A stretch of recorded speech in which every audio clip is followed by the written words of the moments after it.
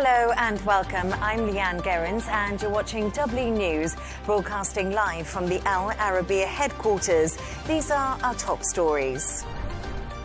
Zelensky arrives at the White House for talks with President Trump as the two prepare to sign the rare minerals deal. Talking trade, the UK could swerve the wrath of Trump's tariffs as Starmer charms the US president in Washington. And blasting into the history books, Katy Perry signs up for an all-female flight to space with the Jeff Bezos' company, Blue-Origin.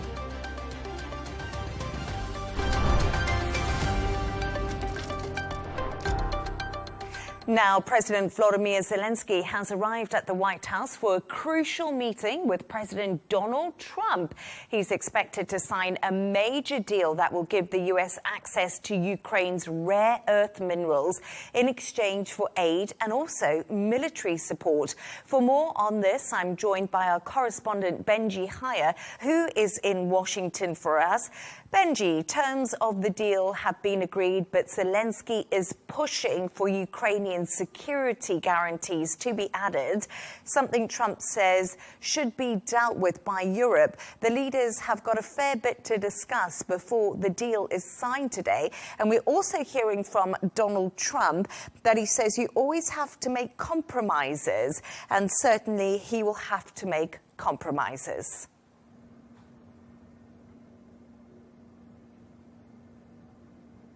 Yes, and we don't know whether that's necessarily in reference to Ukraine or Russia, but there is clearly a divergence, isn't there, between the two men as they sit side by side live now in the Oval Office behind me. We're expecting further comments from both of them to be televised in a couple of moments' time. They'll hold a press conference later on as well. The reality is that the stakes are extremely high, frankly existential for Ukraine, and this really is a now or never moment, at least according to Donald Trump, who says he wants this deal signed quickly, he says, or not at all. He will allow himself to, I'm sure, claim it as a victory. He sees this as a way towards a ceasefire and to recoup some or all or even more of the funds that the United States gave to Ukraine in order to bolster their defences amid Russia's invasion 3 years ago. The general contours of this deal are as follows. The general principle, at least, is that the US would have access to Ukrainian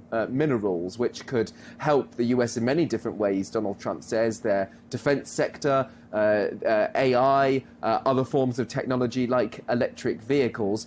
That's the economic side, but in terms of actually the peace deal side, Volodymyr Zelensky is very keen to have actual American assurances that there's going to be a security guarantee that the US will have Ukraine's back in the face of any potential Russian aggression. The two men, as they spoke in the Oval Office, talking about how these are the confines of a deal, just the first step.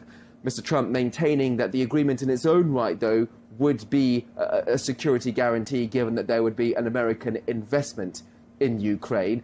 This is symbolic that President Zelensky is here, that the two men are coming together to sign this agreement, but there's still a lot to be decided and a lot more details to come out about exactly what security guarantees the US may or indeed may not provide the war-torn nation of Ukraine. Yes, indeed, Benji, and everyone's going to be waiting for those details to come out later today. Their meeting comes just a week after Zelensky said Trump was living in a disinformation space created by Russia. And of course, Trump accused Zelensky of being a dictator, a comment he since said he can't believe he actually said. So their relationship seems to have changed dramatically in the space of a week. When we saw Zelensky arriving at the White House today, Donald Trump gave a thumbs up, a fist pump, and there seemed to be a warm handshake. So body language suggesting things could go well?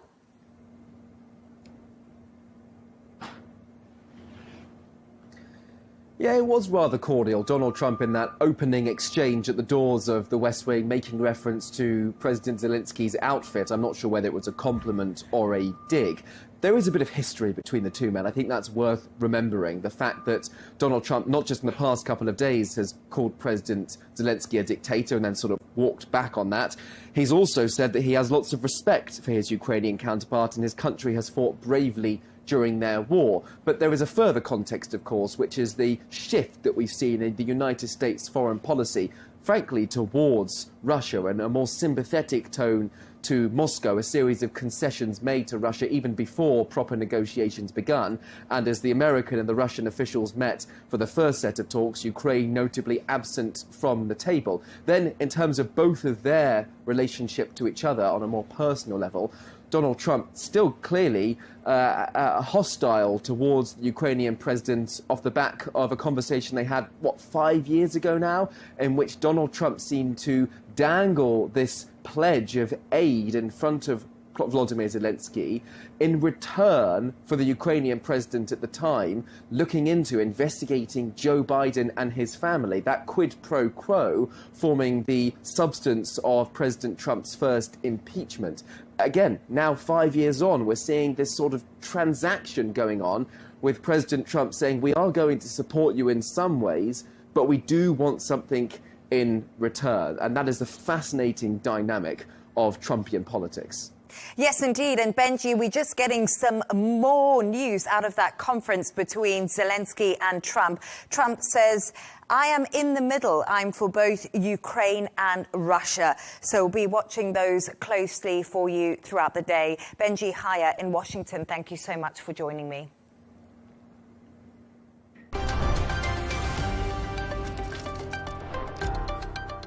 Now, President Trump has opened the door to a possible trade deal with the UK without tariffs after meeting Prime Minister Keir Starmer at the White House. During a joint press conference, Trump said Starmer was working very hard to persuade him not to impose tariffs on the UK. Let's see more of exactly what he just had to say. I think there's a very good chance that in the case of these two great friendly countries, I think we could very well end up with a real trade deal where the tariffs wouldn't be necessary. We'll see. But he earned whatever they pay him. He earned today. He was working hard at lunch, and I'm very receptive to it. I think we, in all fairness, in all seriousness, I think we have a very good chance at arriving at a very good deal. JD and Scott and Howard, all the people are working on it, and I think we have a good chance at arriving at a deal that could be terrific, really terrific for both countries.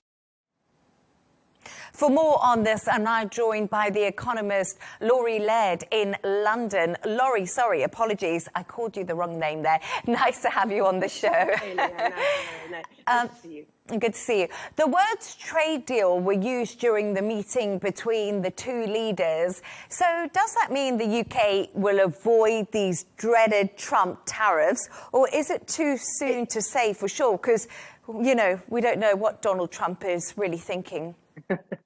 It is soon to tell, and Donald Trump likes to spring a surprise, and certainly doesn't mind sort of going back on policy pronouncements. But I think it looks quite positive for the UK. Look, this is the most unlikely political bromance. Sir Keir Starmer, who's anything but a showman, hails from a left of center policy. The fact that he and Donald Trump have found common cause is utterly remarkable. Starmer played a blinder. He really did to, in the Oval Office, in front of reporters, bring a handwritten invitation from King Charles for a state visit for Donald Trump. That worked. That's the sort of pomp and circumstance that Donald Trump likes. And I think that there seemed to be goodwill between the two men, but I think that may have sealed the deal. We heard trade deal after that written invitation that Trump was holding up. Really clever move, and I hear that they're absolutely punching the air, fist bumping each other in Downing Street. So it looks pretty good for the UK. The other thing that Donald Trump likes, in addition to the royal family, is he admires the fact that the UK left the European Union. He doesn't like the European Union. He's made that clear. And this idea of fucky little Britain coming out of a multilateral, multinational organization, which Donald Trump doesn't like very much, it earns the UK respect in the White House. So there are a couple of things going for the UK here.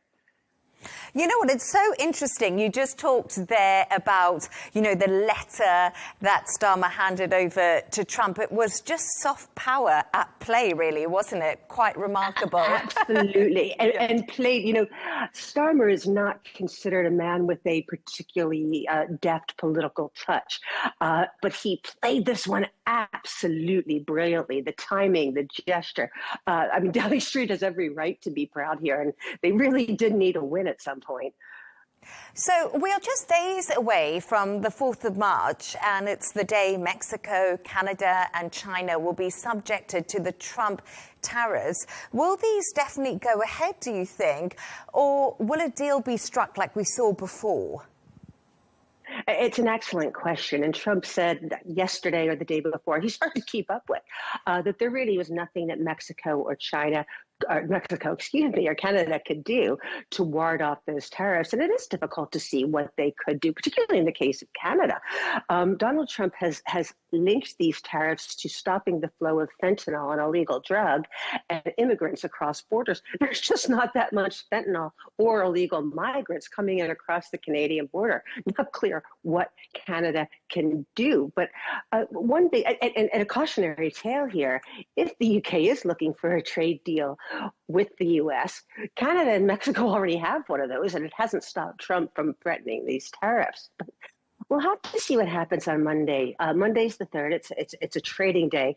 I think if the stock market were to wake up to the risk of these tariffs being implemented and we see a down day on the stock market, that could give Trump pause. The level of the stock market is a real metric for him. It's a way he measures his popularity. I think there's also a question of whether his Treasury team sits him down and tries to convince him that this may not be in the interest of the American economy. Some of Trump's cabinet appointees were a little quirky, to say the least. His Treasury picks are pretty standard, pretty well-respected economists. They're not necessarily the loyalists that we've seen in other roles. It's possible that some of these guys may sit Trump down and say, look, you said in the Oval Office yesterday that countries pay these tariffs. It's not true. It's just not true. So could that kind of communication happen over the weekend? It's possible. But watch the stock market, because I think that's a real litmus test for Trump.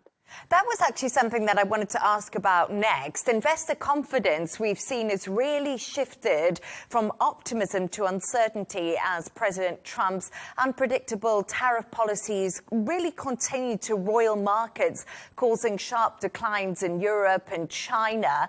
Do you think we'll see this pattern throughout his term in office? Yeah, I do.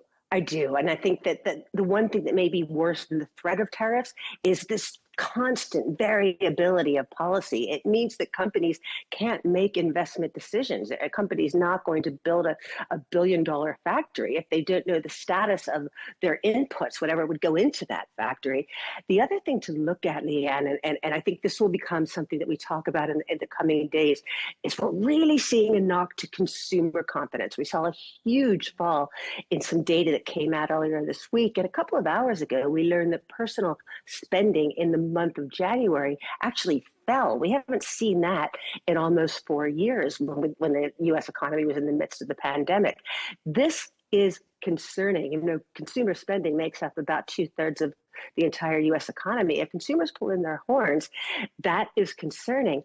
Add to the fact that the Federal Reserve, the central bank, it may not have access to the tools that it's used to ward off a slowdown in the past, may be reluctant to cut interest rates because U.S. inflation hasn't got back to their 2% target. In fact, it's going the wrong way. It's starting to go back up again.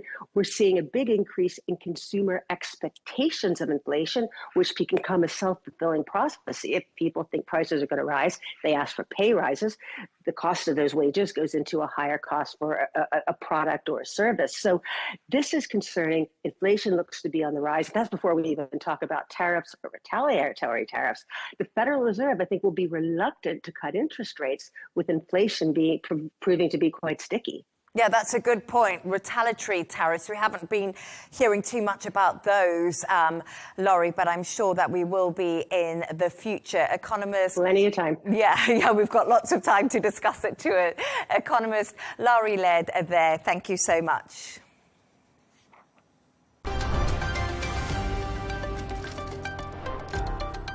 Let's take a look at some of the other stories making the headlines today. Talks for the next phase of the Gaza ceasefire deal between Israel and Hamas have begun in Cairo today. It comes a day before Saturday's deadline of the first phase. Israel's Foreign Minister Gideon Saar confirmed an Israeli delegation have travelled to Egypt to discuss an extension to that agreement. 29 Mexican drug cartels, including a most wanted drug lord, have been sent to the U.S. as the Trump administration cracks down on crime. Rafael Caro Quintero, one of the FBI's 10 most wanted fugitives, was handed over as part of the trade war plan to tackle drugs cartels, immigration, and the production of fentanyl. Senior Mexican officials are in Washington ahead of Tuesday's tariff deadline. Up to 41 people are trapped after an avalanche in the Indian Himalayas. It took place near a highway in Uttarakhand's Chamoli region, where workers were taking part in road construction. Authorities say at least 57 workers were buried under the snow. 16 have been rescued so far, whilst 5 are being treated at a military facility. And Pope Francis has spent another peaceful night in hospital and is currently resting. He was taken to Rome's Gemelli Hospital 2 weeks ago after suffering with double pneumonia. A senior cardinal within the Vatican said the pontiff was getting better, albeit slower than what we would like.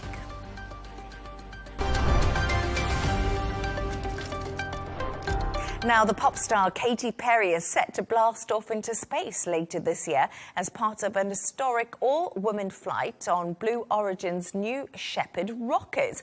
The fireworks singer will be joined by Blue-Origin owner Jeff Bezos' fiancée, Lauren Sanchez, and other famous faces. For more on this, I'm joined by astronomer Mark Thompson in Norfolk, who's been following this very story. Mark, good evening to you. There hasn't been an all-women space flight for decades now. Can you tell us a bit more about why it's a significant moment in history and for the space industry? Yeah, well, do you know what? We've not seen an all-women crew since as far back as 1963, when the Russian Valentina Tereshkova was the first woman solo in space astronaut, or sorry, I should say cosmonaut in space.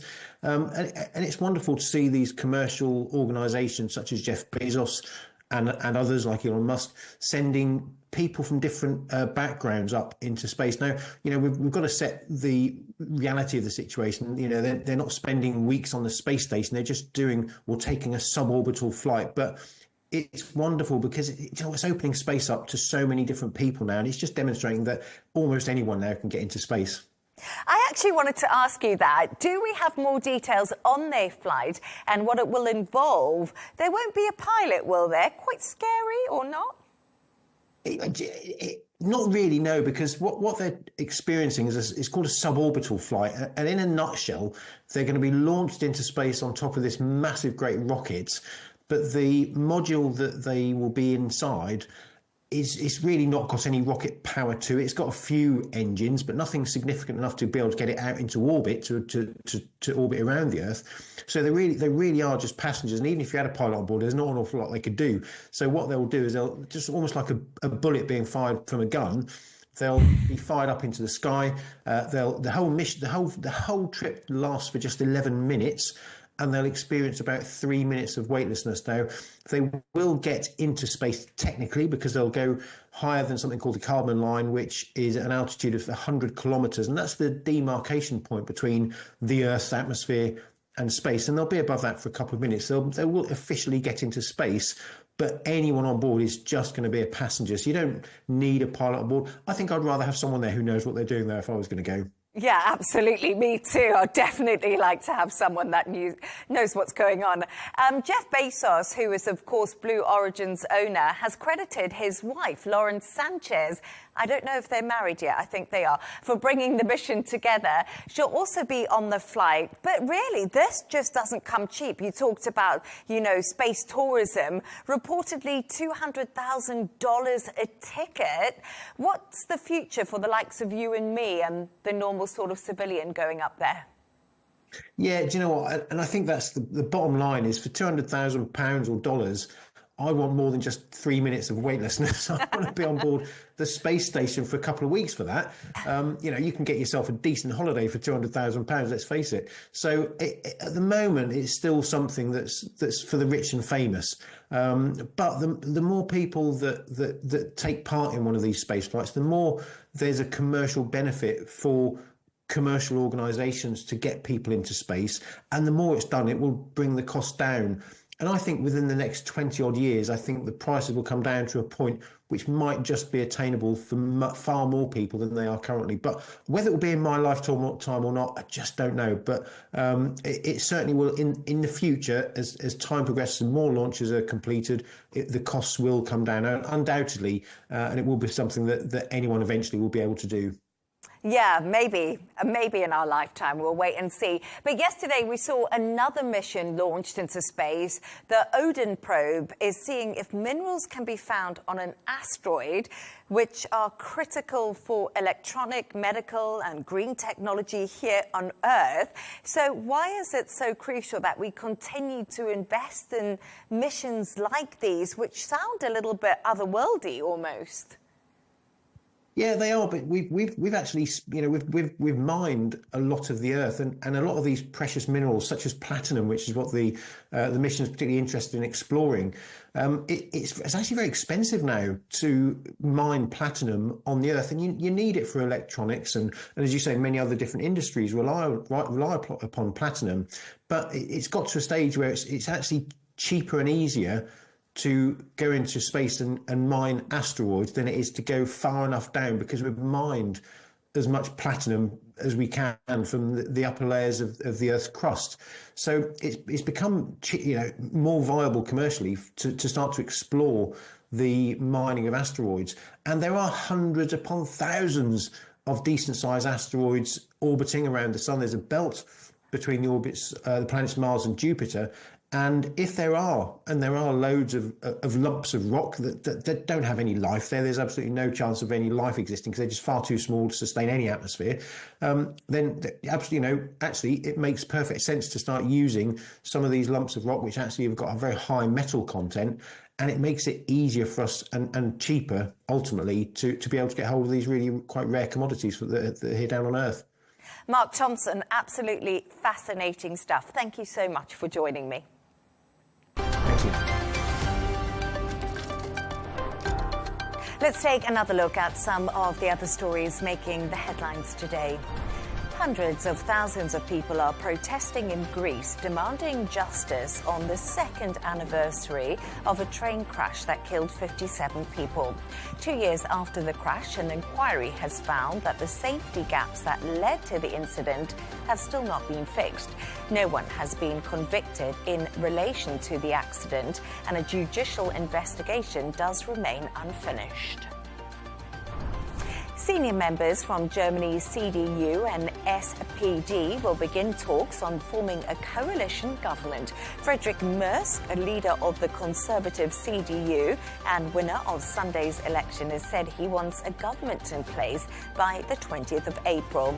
A coalition between these two parties is most likely if the far-right AfD, which placed second, is not considered. The Wall Street Journal has reported President Donald Trump is planning to sign an executive order that would make English the official language of the US for the very first time. English is already the most commonly used language in the country, but the US has never actually had an official national language. It will give federal agencies the flexibility to decide how and when to offer services in languages other than English. It's not yet clear when Trump is expected to sign that executive order. Two Russian divers have been found dead in the Philippines, one in the jaws of a shark. Four men were diving on Thursday afternoon in the resort area of Luzon when they were pulled apart by the current. Shark attacks in the waters around the Philippines are exceptionally rare.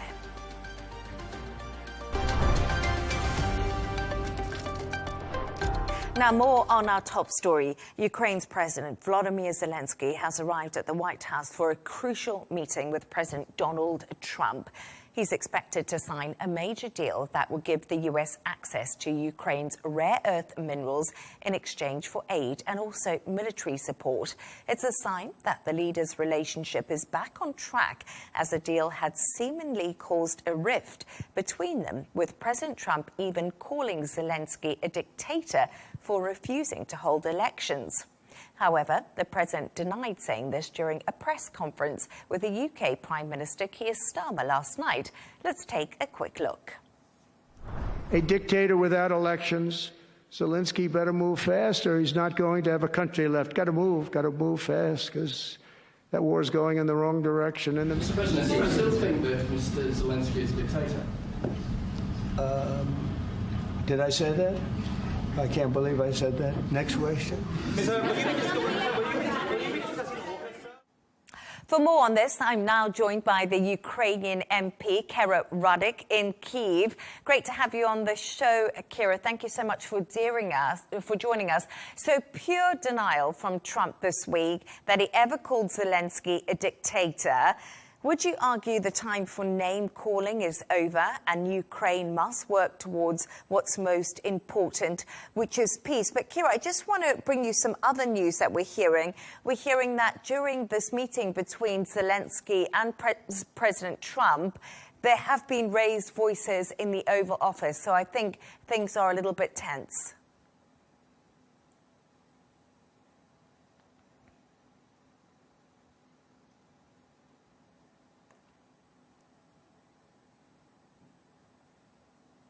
Kira, can you hear me?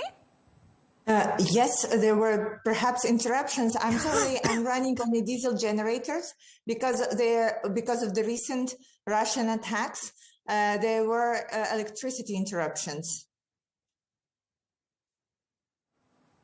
Great. Can you hear me now, Kira? Yes, I can. Okay, great. Thank you so much. Just to repeat what I did say, we are hearing that there has been some excuse me, arguing between Trump and Zelensky in the Oval Office. Do you know any more? No, unfortunately, this is the first time I hear about that. I can tell you that we in Ukraine have high hopes on this meeting because with everything that have been said, we want to reiterate that the goal of this meeting is not for President Zelensky and President Trump to become friends, right? The goal for it is to figure out how to stand together against the threat that is Russia, and that is threatening not only Ukraine, but actually the democratic world with everything that they are manufacturing, allying with Iran and North Korea and China. So I do hope that no matter how emotional and exhausted these talks can be, we keep the goal in mind, keep the bigger picture in mind. And I wish to President Zelensky to be wise, because he needs to bring to Ukrainian people back some idea of how to practically deliver peace. Yes, and that's exactly why he's gone there. He's going there to talk to Donald Trump to see if he can get security measures in place for Ukraine. We believe the minerals deal has been agreed and will be signed by both the US and Ukraine. Whilst meeting Zelensky right now, Trump has said Ukraine will have to make compromises. What exactly do you think he means by compromises, Kira? Well, I think nobody in the world can tell exactly what President Trump means, because these opinions sometimes change. But I can tell you that no matter what the opinion is, there are certain things that Ukraine wouldn't compromise on. We wouldn't compromise on our sovereignty. We wouldn't compromise on our future. We wouldn't compromise on our ability to defend ourselves. And Russia demanded many times that Ukraine will switch from our European path. Russia demanded that we wouldn't arm ourselves because they wanted us to be weak. And this is not something that we can do because we already have seen what the promises of Russia are. Leigh, you see, President Trump said many times that he thinks that Putin wants peace. There has been no fact at all that would support this theme. And I can tell you, being in Kiev, that there has not been a day that Russia would stop attacking us since those statements, and it was not a day when they would stop attacking us at the front line. And so the energy outages, the people sitting at the bomb shelter, it is all just confirming what we have been telling the world. Russia does not want peace. And if they wanted peace, it would be very simple to achieve. They just need to pull out their troops and stop the war that they started. Yes, indeed. And earlier, actually, I did see that President Trump in the Oval Office did say that he feels like he's in the middle. He's in the middle when it comes to Russia and when it comes to Ukraine. So obviously things are tense. But you have another solution when it comes to raising funds for Ukraine and rebuilding its infrastructure. Can you tell us more on this? Of course. So President Trump wanted to receive Ukraine's rare minerals. But even from Ukraine's side, it is such a far-fetched goal that will require massive investment and may only bring the capital in many years. But there is still 300 billion euros stored in Belgium Euroclear depository. These are Russian money of Russian central bank that were frozen since the beginning of full-scale invasion. And it is a fair and just way to go ahead and confiscate them and use them for the sake of supporting Ukraine. If Donald Trump needs quick wins, it could be used for compensating of some of the US expenses that they think need to be compensated. But it is just such a different approaches of taking the victims' rare minerals when working with Ukraine, or taking the aggressors' money that are already here and will be can be confiscated really quickly. This is what we want to offer Donald Trump, and I hope it was brought up as well during this meeting. Kira, actually, Trump has just said to Zelensky, you either make a deal or we are out. So pretty strong words there from Donald Trump right now while they are negotiating, as you say, the future of Ukraine. Do you think that Zelensky can make a deal? Do you think that there's something that can come out of this meeting that's positive? We don't know which deal President Trump is talking about. If it is a rare minerals deal, from what I know, the framework was agreed beforehand for both sides. And so President Zelensky was coming there with understanding that there are deals that are going to be signed. So I'm not worried about that at all. And it's hard to talk like what is President Trump is referring to. However, after this framework deal, there would need to be another detailed deal that will be ratified by Ukrainian parliament, which member I am. And then we will have to go through every detail, and it will be a tough political discussion because we will be talking about the rare minerals that are belonging to Ukrainian people, and that we will basically have to figure out as a way of properly do this real deal. We are ready to do this. It will require many changes to current Ukrainian legislation. And I want to remind everyone that the majority of the rare minerals are located right now at the temporary occupied territories. So to make it work, we will need a resource to take those territories back. I don't know what President Trump is talking about, but of course, I wish President Zelensky to be wise and to have our nation's best interest in mind, no matter what he hears there in the White House. Kira, we saw both Macron and Starmer at the White House this week. So both France and the UK have been incredibly supportive of Ukraine. What's your reaction been to their visits? And do you think it's softened Trump's administration's take on Ukraine? I think Donald Trump was very clear, and it cannot be read differently, that Europe needs to take more responsibility for its own security. And I think the visit by President Macron and Prime Minister Keir Starmer intended to say we are ready to take more responsibility, but we cannot have this like split between the United States and European countries in terms of security, in terms of the economy, because we in democratic world need to stick together. So I hope and I believe that Ukraine was a top topic in these discussions, because everyone wants to end the war, but we need to find a practical, executable way of not only ending the war, but actually making sure that Russia would not attack us again. There has already been certain solutions in the past, and by where we are right now, I can definitely tell you these solutions didn't work. So we need not to repeat the mistakes of the past and find a way of moving forward to the point that Russia would not attack not only Ukraine, but any other European country. Ukrainian MP Kira Radek, thank you so much for joining me this evening. I really appreciate your time.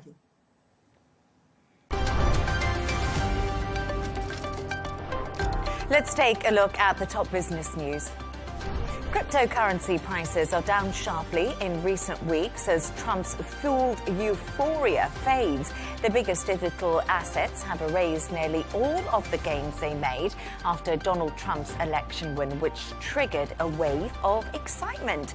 Bitcoin has fallen 21% from its peak in January, and nearly $1 trillion has been wiped off crypto markets, and that's since December.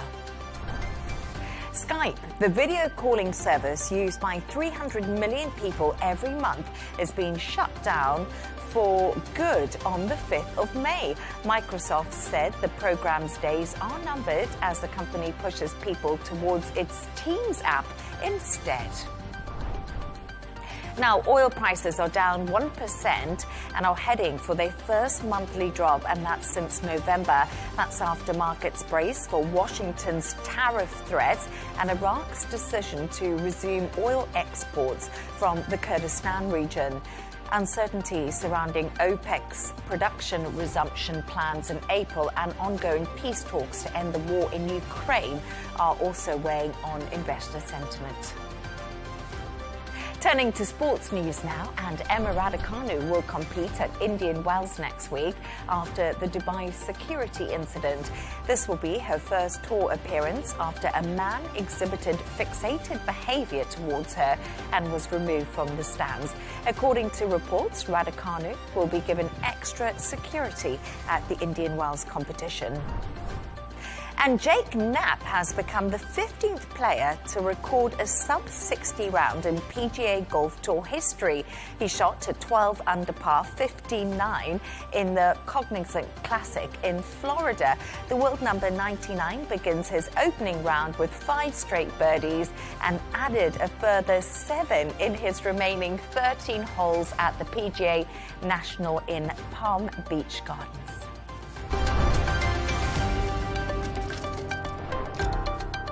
Now, a reminder of today's top stories. Zelensky arrives at the White House for talks with President Trump as the two prepare to sign the rare earth deal. There are reports the two leaders have raised their voices whilst they have been having those discussions in the Oval Office. And the UK could swerve the wrath of Trump's tariffs as Starmer charms the US president in Washington. Plus, blasting into the history books, Katy Perry signs up for an all-female flight to space with Jeff Bezos' company, Blue-Origin.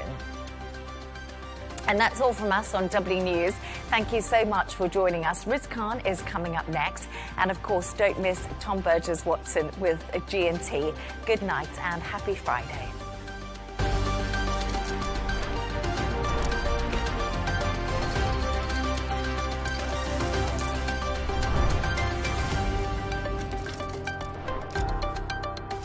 At Al Arabiya News, we go beyond the headlines. From the latest breaking news to in-depth coverage of global events. We're not bought or sold. Nobody owns us. The loss of life, the destruction of property. The conflicts are such a terrible thing. context and analysis to help you see the full picture. The world is in a very dangerous place. Join us on Arabiya News. It's very impressive. Where knowledge meets perspective.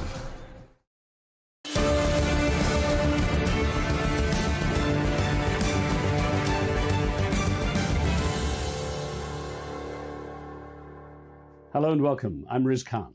My guest today is someone who's turned controversial conversations on issues such as the woke culture into an art form. The renowned evolutionary behavioral scientist Dr. Gad Saad pulls no punches as he fights for what he believes should be universal truths and real freedom of speech. His best-selling book, The Parasitic Mind, explores how the human thought process can be hijacked by irrational ideas and how these parasitic beliefs shape much of modern society.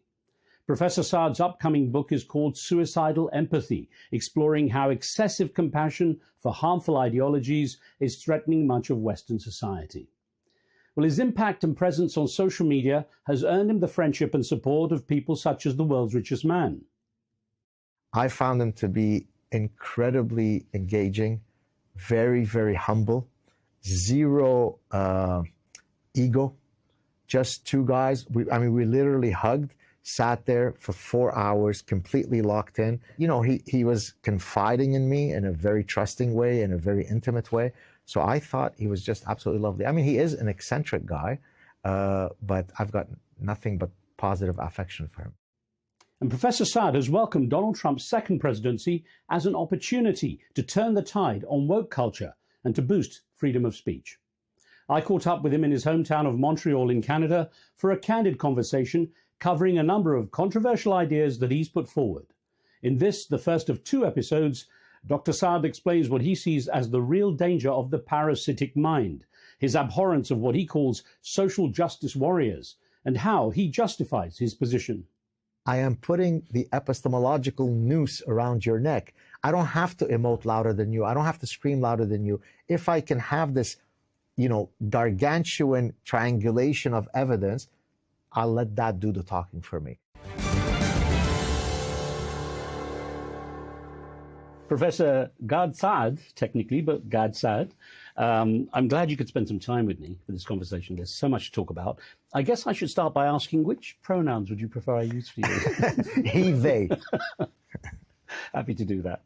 Now, you've written so many books, you've written a number of books, I should say, that really look at the human condition from a number of angles. I'm going to go through a couple of those down the road, but let's start with the parasitic mind, because that's the one that really got you out there. And having been through it, I don't know, one sense I got was that you seemed almost angry or frustrated with the way society has gone. Was it essentially a vent?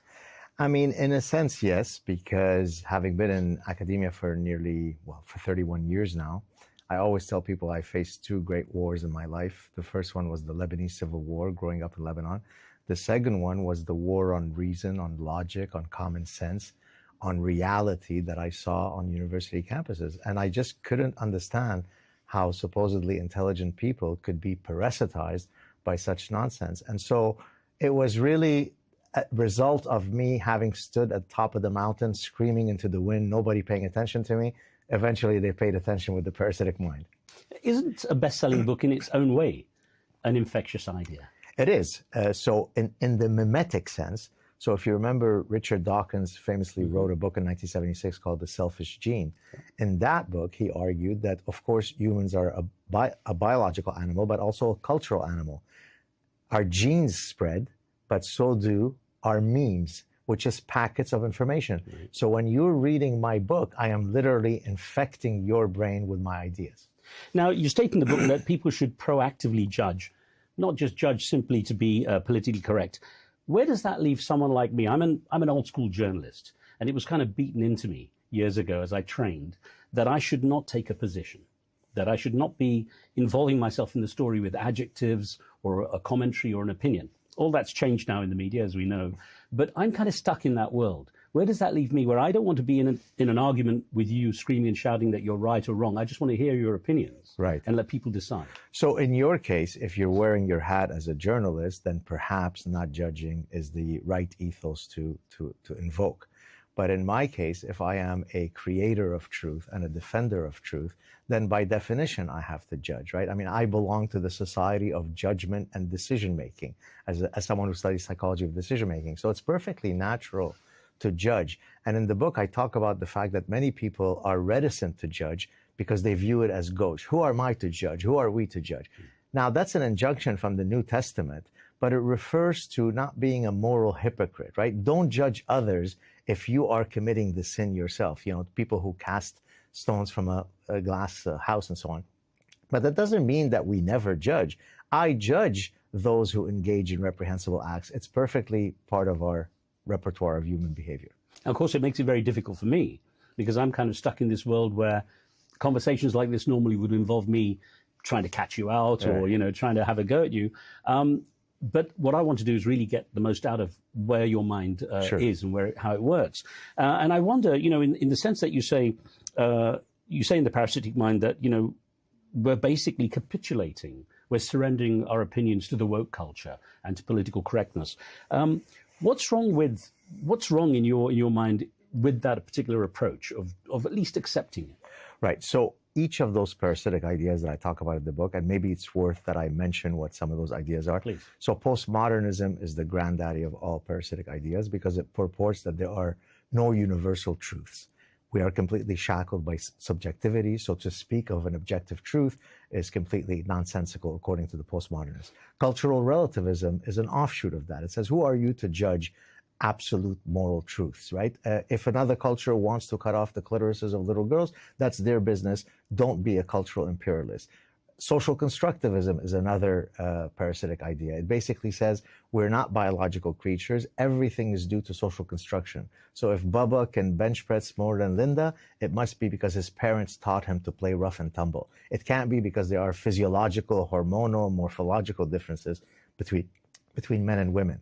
Now, each of these parasitic ideas originally started off from a noble place. So take, for example, trans activism, right? Yes, of course, trans people should live free of bigotry. That doesn't mean in the service of that goal, we end up murdering and raping truth. So that, yes, if a 6'4", 280-pound guy decides that he's Linda tomorrow, who are you to judge whether he's not really Linda? So no, I do judge people who, in the service of an original noble goal, decide to kill truth.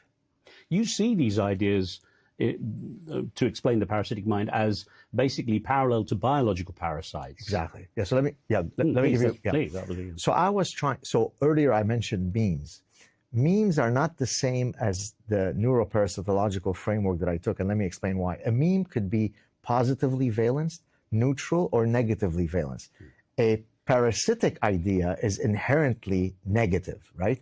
And the reason why I chose the neuroparasitological framework comes from the animal kingdom. So in nature, the field of parasitology is the study of host-parasite interaction. So for example, you could be parasitized by a tapeworm that takes over your intestinal tract. A neuroparasite is one that seeks to end up in the host's brain, altering its neuronal circuitry to suit its reproductive interest. So for example, a wood cricket abhors water.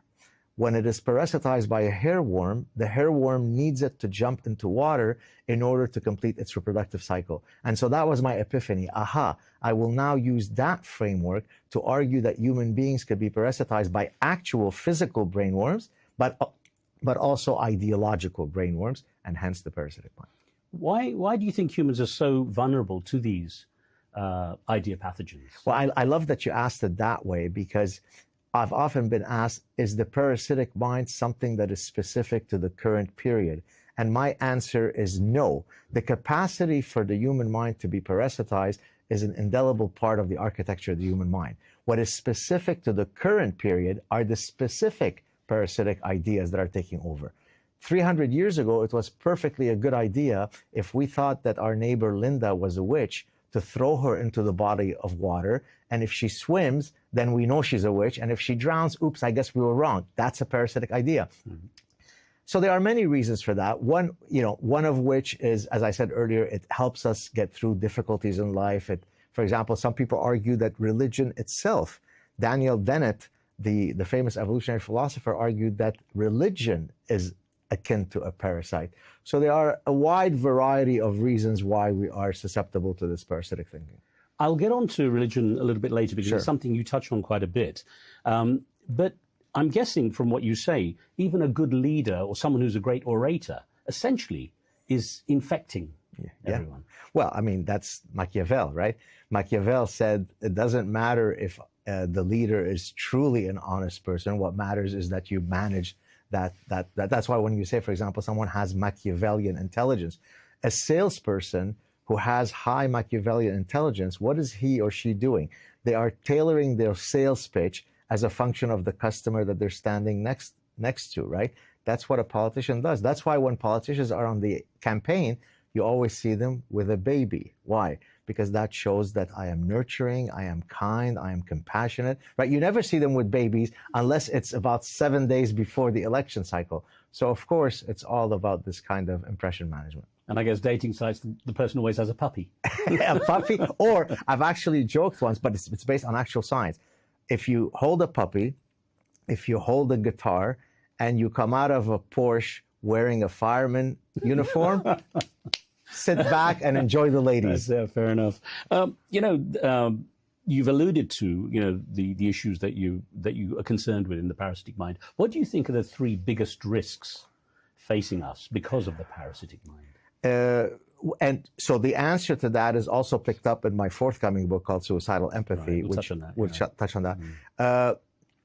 Look, it causes us to take certain public policy decisions that are deeply problematic. On a smaller scale, although an important one, it causes about 900 medals to be given. This was an actual study that, commissioned by the United Nations, because people say, well, what's the big deal about this transgender thing? Well, there've been almost, and that's an underestimate, 900 medals in major competitions that have been given to biological males, and hence real biological women have lost those places on the podium. So in a small scale, you get this kind of consequence. But how about unchecked illegal immigration? What does that do to the vitality of a society? I mean, economically, it certainly doesn't help. How about if it changes the fabric of that society? How about if you let in millions of people who don't share your foundational values? You're going to irrevocably change the nature of that society. So there are a wide range of consequences, most of them negative, that come about if we allow these parasitic ideas to flourish. By the way, the perfect manifestation of someone who is both a manifestation of a parasitized mind and suicidally empathetic is our current Prime Minister.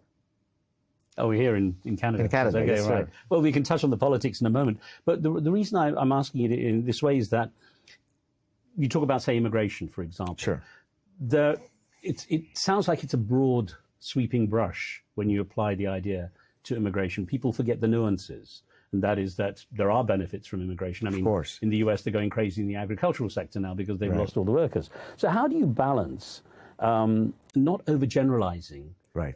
In such a way that it's counterproductive? Right. It just has to be common sense, right?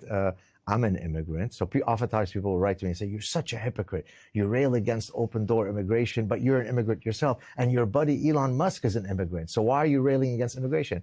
That's like arguing that my little cat, house cat Fido, is a feline, and the lion in the jungle is a feline. Therefore, since they're both feline, you should also go to the jungle and cuddle up with the lion in the jungle. Immigration has to be pursued in such a way that it always leads to a net benefit to the host society. If that criterion is met, then come in, my brother, and let's build a more pluralistic society together. If you allow entry to millions of people who are coming in for no other reason than you being empathetic, it's not going to result in good outcomes. One of the things you wrote in The Parasitic Mind, to quote you, is that progressivism has become the enemy of reason. And you talk about, I love this term, the land of progressive unicornia, referring to unicorns, a mythical but admired creature. Why do you feel that progressivism is the enemy as such? Isn't there room for some understanding? Because it is always rooted in this hopeful ethos. So take, for example, social constructivism, which basically says we're born tabula rasa. with equal potentiality. And the only reason that Lionel Messi became Lionel Messi or Albert Einstein became Albert Einstein is because of a particular schedule of reinforcement, some socialization. Maybe his parents hugged him a lot, or maybe they didn't hug him enough, or maybe they took him to McDonald's enough, or maybe not enough. It can't be because there is innate differences in potentiality across people. Because here what the progressives are mixing up is equality under the law with equal potentiality. Now, it's very hopeful for me to think that all of my children have the potential to become the next Lionel Messi if only I find the right schedule of hugging. But the reality is my children are unlikely to become NBA players because I'm a short Jewish guy. Okay, the genes are already working again. Now, there are some short guys that ended up in the NBA, but the statistics are against you. So me recognizing that there are certain biological realities is harder to swallow than the progressive unicornia that says, given the right schedule, we will all be beautiful. Socialism is a wonderful idea if you're 3 years old, because I teach my kindergarten kid that sharing is caring. It's inherently unfair that Elon Musk has more money than the guy who's homeless, right? Wouldn't it be better if benevolent government comes in and creates equality? That's what Kamala Harris told us. Well, socialism and communism have been tried in endless countries. They've always failed. Why? Because unicornia is inconsistent with human nature. I'll tell you a quick quote that I think you'll love. E.O. Wilson, are you familiar with E.O. Wilson? I don't recognize the name. E.O. Wilson was a Harvard biologist who recently passed away, one of the great scientists of the 20th century. His specialty was social ants. He was an entomologist who studied social ants. Now, in social ant colonies, it actually is communistic. There is a reproductive queen, and then there's a bunch of worker ants and a bunch of warrior ants that are completely indistinguishable from each other. So when he was asked in an interview, Professor Wilson, what are your thoughts on communism? His answer was, great idea, wrong species, right? So what the progressives are doing, they're saying, we will impose our beautiful, rosy view of unicornia to a species that hasn't evolved to be consistent with that unicornia. So no, I think it's a bad idea to succumb to these ideas. So essentially, it sounds like you're saying the land of progressive unicornia ignores basic science. Exactly. It ignores the most fundamental features of our evolved human nature. Here's a great example from, so I teach at a business school. So many years ago, there was a company that decided that they wanted to break free of the antiquated notions of toxic masculinity. In what context? Romance novels are almost exclusively read by women around the world, right? I mean, literally almost exclusively. And I'm about to describe to you the exact same male protagonist that's been depicted in every romance novel ever written. You ready? He's a count. He's got some royal title. He's a neurosurgeon. He's tall. He's bold. He's aggressive. He wrestles alligators on a six-ab pack, but he could only be tamed by the love of this one woman. I just gave you the plagiarized version of every single romance novel that has ever existed. Why is that? Because women fantasize about a particular type of male archetype. It's part of their innate human nature.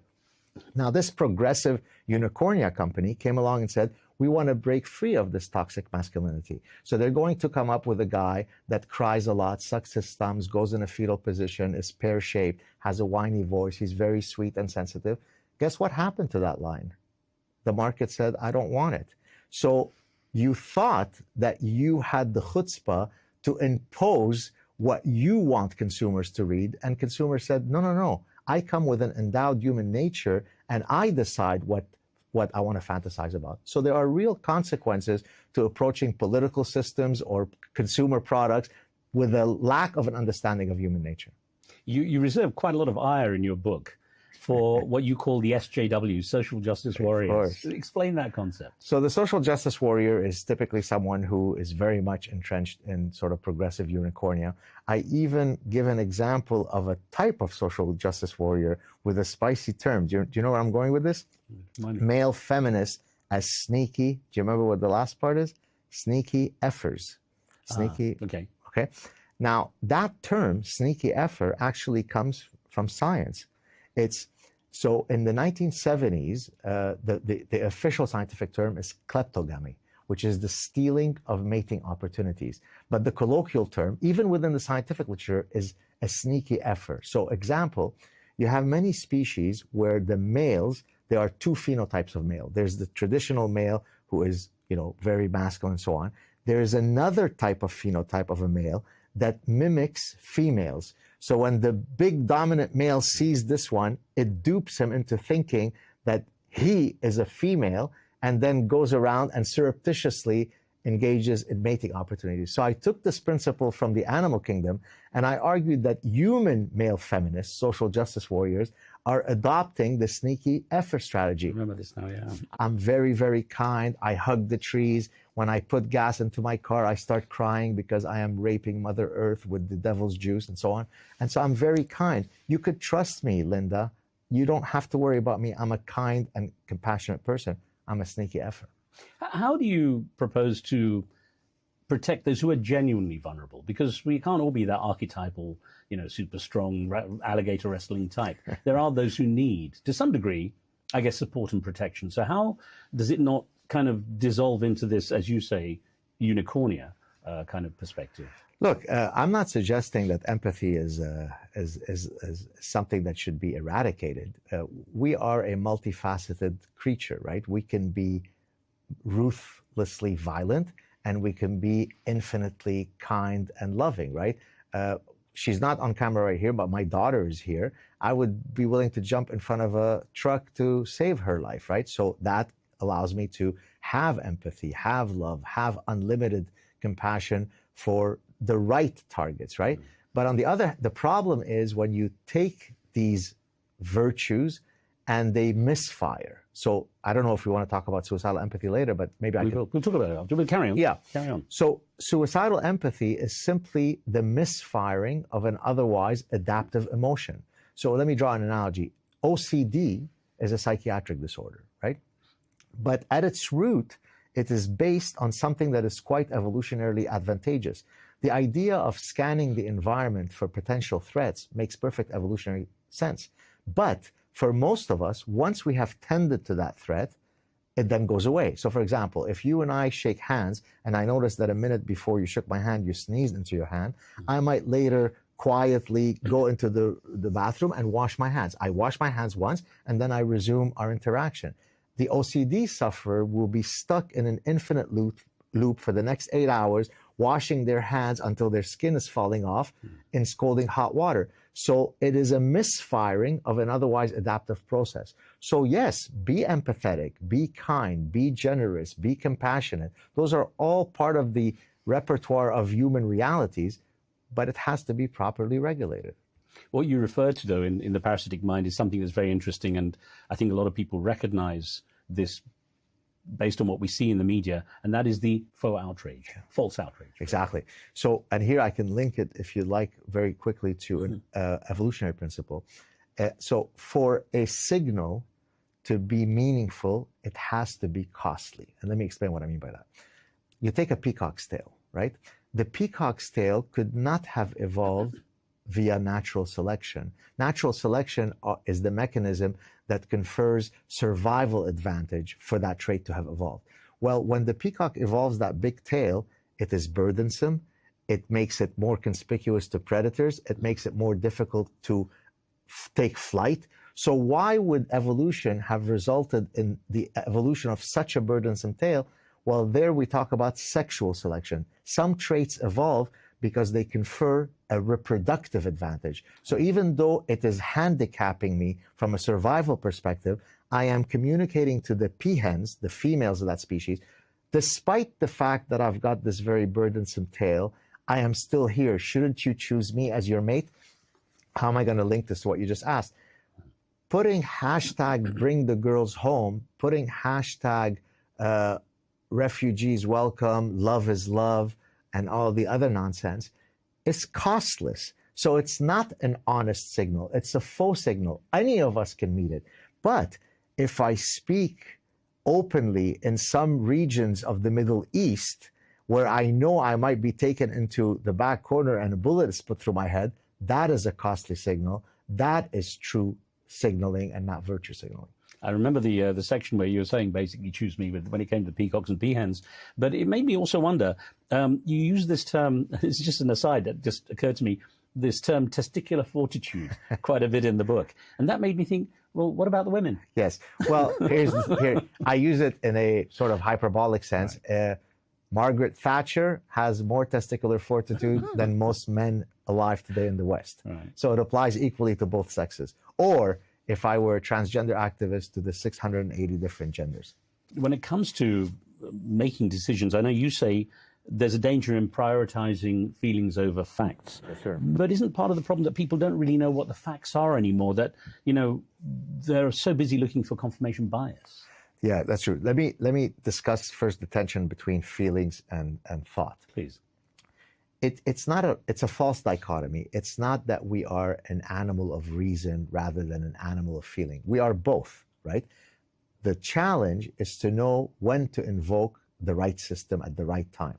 So if I'm walking down in a dark alley because I'm taking a shortcut to get home, and then I notice 4 young men who are loitering, I will get a fear-based response. My heart will start racing. I will start breathing heavier. My blood pressure will go up. All of these things have triggered my emotional-based system, and it makes perfect evolutionary sense for that to have happened. On the other hand, if I'm trying to do well on a calculus exam, triggering my emotional system is not going to make me do a better job on the calculus exam. Now, I apply that example when it comes to, say, choosing our political leaders. Regrettably, most people end up invoking their affective system rather than their cognitive system. And so here I talk about, actually an expression from Arabic says that getting drunk by simply smelling the cork of the wine bottle. Right. Because what that basically says, I don't need to actually drink the wine to get drunk. I just take a whiff and I'm already, right? So it refers to someone who has a weak cognitive constituency, right? So for example, if you ask people, why do you love Obama?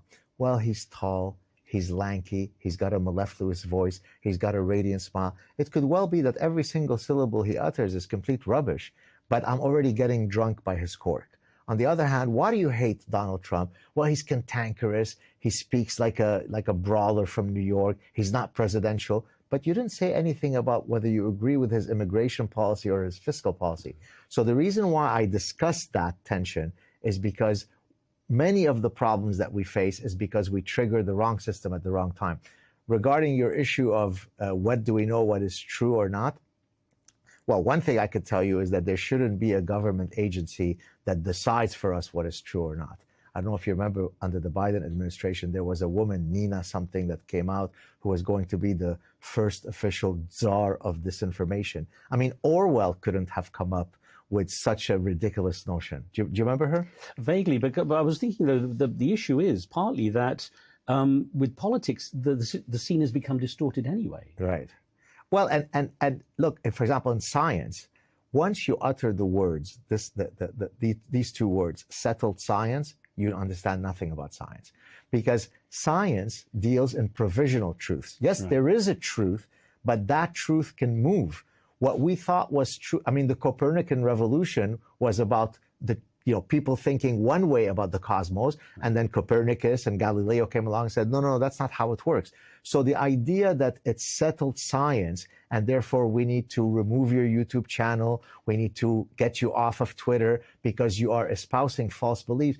Is it disinformation to say that men menstruate, or is it veridical information? So this whole idea of we tell you what the facts are is a terribly Orwellian, dangerous idea. I'll get on to how this has been affected by social media and the mainstream media as we progress. But what I was getting at also is, isn't it now that in the case with politics, it is more about smelling the cork than actually listening to what the real policy should be? And I think there is a reason for that. Look, we face a lot of computational complexity in our everyday life, right? Imagine if I sat there aching about every single decision by looking at every single piece of information that is relevant before I decide which restaurant to go to or which car to purchase. Then I would be stuck in choice paralysis, right? So I use what are called decision rules or heuristics that allows me to cut through the clutter, right? And so, for example, when people evoke their affective system, That's a very quick shortcut, right? Because it allows me to say, look, how do I feel about Obama? He's lovely and majestic. How do I feel about Trump? He seems mean and cantankerous. Good enough, right? Because it cuts through the clutter. Now, it's a suboptimal way of making decisions, but it is a very quick way to navigate through the computational complexity. You know, when it comes to it, in your opinion, which is more important, truth or freedom? And who wins when they clash? For example, if you have people, you know, putting out, because of free speech, putting out falsehoods, disinformation, and so on in the media? It's very hard to put a ordinal ranking on which one requires the other in an infinite loop, right? I can't pursue truth if I don't have the freedom to pursue truth, and vice versa, right? So that's what and I'm glad you raised those two, because I'm guessing you're referring to the parasitic mind, where in chapter 1, I say that the two fundamental ideals that, you know, that inform my life are truth and freedom, right? I don't think you can have one without the other, right? I have to have the complete freedom to be able to pursue truth where it takes me, which, by the way, leads to a very dangerous idea, forbidden knowledge, which I briefly referred to in the parasitic mind, and I pick up again in suicidal empathy. Forbidden knowledge is the idea that there are some inquiries that we should refrain from pursuing because the consequences would be too great to pursue them, right? Now, and if I may, let me explain here the concept of deontological versus consequentialist ethics. Deontological ethics is absolute statements. It is never okay to lie would be a deontological statement. A consequentialist statement would be, it's okay to lie if you're trying to spare someone's feelings. And so I often joke that if you want to have a long, happy marriage, I remember, yeah. Right? And your spouse says, do I look fat in those jeans? Put on your consequentialist hat and say, you've never looked more beautiful. You're lying, perhaps, but that is a consequentialist lie. For most things in life, it is perfectly reasonable for us to be consequentialist. For freedom of speech, for the pursuit of truth, for journalistic integrity, those are by definition deontological statements. So if you say, yes, pursue truth, but don't hurt people's feelings, the but there is a big problem. Professor, from where do you get your news? How do you make sure you're getting what you would consider accurate? Wow, what a great question. It's really a collection of stuff. Some of it TV, some of it I read, some of it is just the scrolling through X. So I don't have a single one-stop shop place. It's a bit of but what I try to do is triangulation of the veracity of information. Do you see what I mean by that? Yeah. I always say that there's a triangle: information plus diversity leads to perspective. Right. So, there you go. But the thing is, are you constantly aware of the risk of an echo chamber? Constantly trying to validate your own thoughts, because you're obviously quite, you know, forceful in your thoughts. There's a risk you could always be seeking validation. Albeit, if you, for example, will look at some of my now I have a lot of followers, so I can't give you an empirical estimate, but I can oftentimes have on my feed 2 people that just responded to something that I posted, and they couldn't be more diametrically opposed from each other. Now, I actually take that with some encouragement, meaning that if every time I post something, everybody always agreed with me, then probably I've created an echo chamber. But if, just with one post, I can have 20 people, 14 of whom agreed with me, 6 who haven't, then I think I'm building a diversified chamber. So I used to give this example that if I covered the Israeli-Palestinian situation, and I would have people from both sides, but either way, no matter how I did the debate or the conversation, I would get viewer feedback saying, oh, you're so pro-Palestinian, for the same show where they said, you're so pro-Israeli. And my producer would say, how can that be? I said, well, my explanation was people bring their own baggage. Exactly. When they're watching. And that's why I ask in your case, how you kind of put your mind outside that potential echo chamber. So I'll give you an example of confirmation bias that my former doctoral supervisor had told me many years ago. So he had been hired to help some company. He's a cognitive psychologist and consumer specialist at Cornell. He just recently retired, by the way. So he had been hired by a company where half the executives seemed to be for a product launch and the other half seemed to be deadly set against the product launch. And so what was going to break the tie is they were going to bring a bunch of them, put them in a focus group, and then based on that interaction, either one side would win or one side or the other side would win. After that interaction happened, then you polled both sides. Both sides said, you see, we won. Now, how could it be? How could it be that they both saw the exact same interaction and arrived at exactly the opposite confirmation, right? Well, it's exactly to your point, which is I only look for information that supports my position, and I filter out perceptually and cognitively any information that doesn't agree with my position, and therefore I solidify my anchored position. I was recently asked on a show by a British psychiatrist, this was about a year ago, at the end of the show, maybe the best question I've ever been asked, maybe you'll beat it on this show. He said, what is the singular phenomenon that you've seen in the human condition in your 30 plus years as a professor that has most surprised you? So I had to pause for a second. And then I said, the inability for most people to change their anchored positions, irrespective of the amount of conflicting evidence that they might be shown, which itself, and that's why, by the way, in chapter 7 of The Parasitic Mind, I try to offer a means by which we can break through that resistance. I talk about nomological networks of cumulative evidence, which we could talk about. So I'm mindful of even my capacity to succumb to this kind of echo chamber. That's why I try to sample from many different sources. How do you regard conspiracy theories? The moon landing wasn't real, or that there are chips in vaccines during COVID, these kind of things that are out there. How do you regard them? I apply the scientific method, right? So I think there is now enough evidence that the Holocaust did happen. So if you're a Holocaust denier who argues that it was all Hollywood made and there were no ovens and so on, I don't have to take it seriously, because I know the accumulation of evidence has already established that thing happened. And so you just apply the scientific method as you navigate between what is true or false. There's no other way to do it. It's difficult, though, with things like the moon landing. It doesn't have the same empirical basis as the Holocaust, for example. That is true. That is true. But by the way, I don't know if it's the right time to do it, but maybe it is. Do you want me to talk about how you do the nomological networks? Please do, yeah. So in a sense, it speaks to your general question. How do you seek truth? How do you know what's true, what's not true?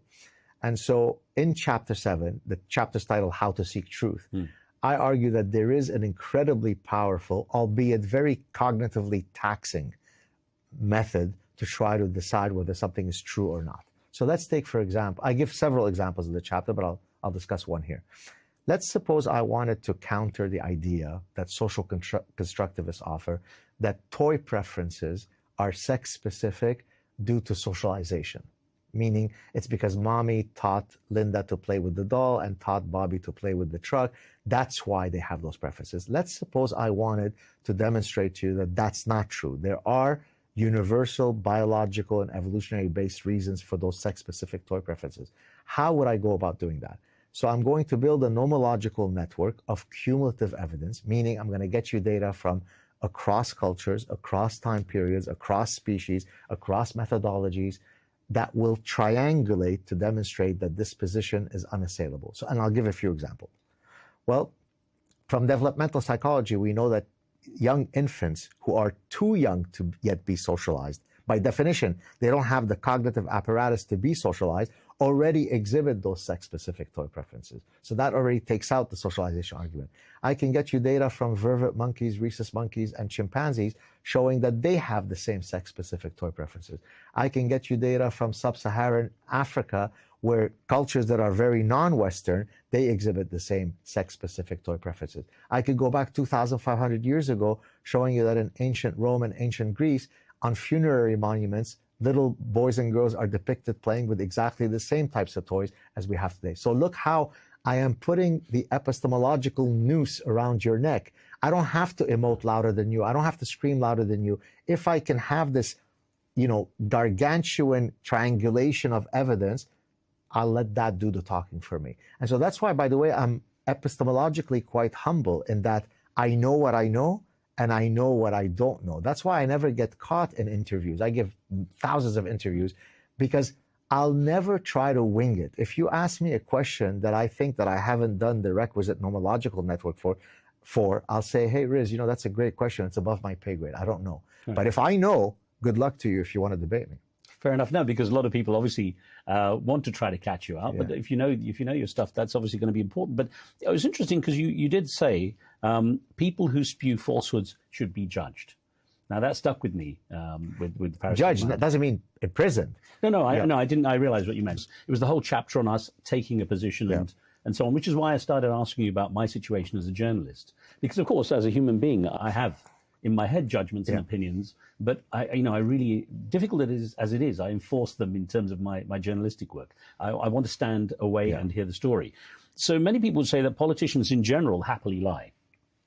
And in the case of Donald Trump, who I know you do like as a politician, he regularly is accused of lying, and people actually metrically record this. How do you reconcile your belief then about his veracity with that documentation? So there are lies and then there are lies. So Donald Trump lies about, I've got the biggest in the world. I'm the greatest lover in the history of humanity. The biggest audience was ever at my inauguration, right? They're ego defensive lies, right? So is he fibbing? Undoubtedly. That is a very different lie than if you are a postmodernist saying that there are no objective truths. That eradicates the possibility of truth being. And it's that allows them to say slavery is freedom, war is peace, men are women. So lies don't all come in the same final shape, right? Is he lying in the sense that he's constantly trying to protect his ego because he's a benign narcissist? Yes. But there are guys on the progressive side that are lying. If you say, for example, that socialism is the means by which people are most likely to flourish, that is a much more consequential lie than I am the best lover of all time. Both are lies. One is much bigger than the other. But he does have those consequential ones too. They're eating the cats and dogs in Springfield, Illinois, and so on. People react to this. Yeah, okay. In that case, I think it's the fog of the rapidity of how information comes about, right?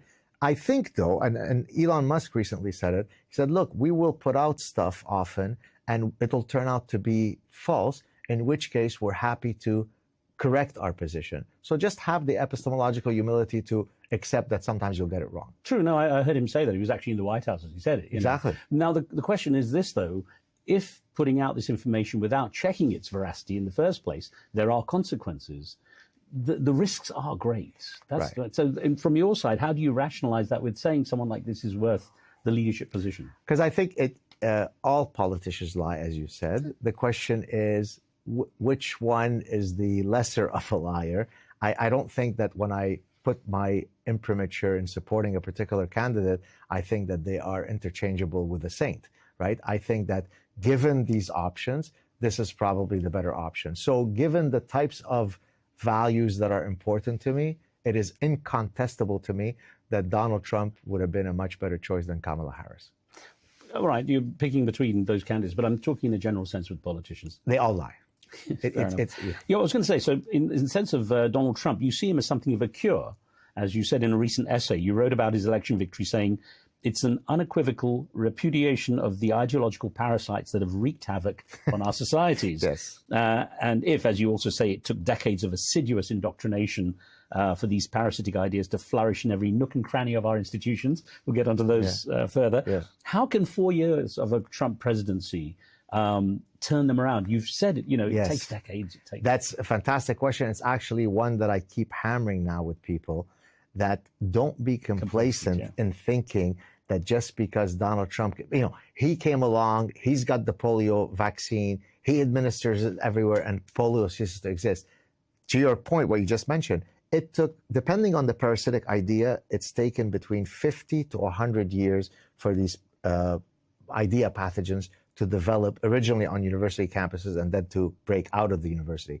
So it won't be sufficient to only kind of rest on our laurels to say, hey, Donald Trump is here, we've eradicated this nonsense. That's why even I've had people who say to me, so now that Donald Trump has come to power, will people even read suicidal empathy? I say, of course they will, because these parasitic ideas have not gone away. The reflex to be suicidally empathetic is not going to magically go away because this guy came into office for 4 years. The next president might be one that is as committed to these parasitic ideas, and off we go on the woke train. So there's much more in the fight to be had. I want to get your perspective on this as someone who's actually a couple of years younger than me, but around the same kind of age. For me, it seemed like there was a massive change in the curve where this suddenly all became public. I don't remember these kind of debates for the last, say, 40, 45 years. Because you weren't in academia. So it takes a while for all of these. So, for example, take shingles. The virus is within you, it's dormant, and then something will trigger it such that you might get an outbreak and I don't. But it is in there. So what you were reacting to is the fact that you didn't know that shingles was, flourishing in the background, whereas I was living in the petri dish of shingles called academia. So, and let me give you the background of how I first was exposed to, Houston, we have a problem. So my scientific work originally was in the application of evolutionary biology and evolutionary psychology and studying human behavior in general and consumer behavior and economic behavior in particular. And so as I tried to Darwinize the business school, the idea being that you can't study entrepreneurship or leadership or consumer behavior or economic behavior without ever invoking our biological nature. To me, that seemed like a very banal and obvious statement. Well, apparently it was completely heretical to most of my academic colleagues. And so I was right, that was my first exposure to parasitic ideas. How could these otherwise bright, educated people be questioning the fact that human beings, consumers are biological? You don't think our hormones affect our behavior? How? Right? And so I saw it, but it took a while for other people who were not inhabiting that ecosystem to then hit them. And that to me is frustrating, because had people listened when I stood up on top of the mountain and saying we have a problem, then we wouldn't have had to have 900 medals being stolen by trans women. You see what I mean? I hear you. Yeah. I appeared in 2017. I appeared in front of the Canadian Senate. I was summoned, as was Jordan Peterson, separately, to talk about Bill C-16, which at the time was a bill that hadn't passed yet, trying to incorporate gender identity and gender expression under the hateful rubric umbrella. And I said, yeah, of course, I support the idea that no person should face any bigotry, but beware of the proverbial slippery slope. Now, if you go back and you listen to my warnings, I hate to say it, but they were prophetic. How do you regard the way, well, this also occurred to me, the word political correctness came in, I don't know what, maybe 15, 20 years ago that I could really remember.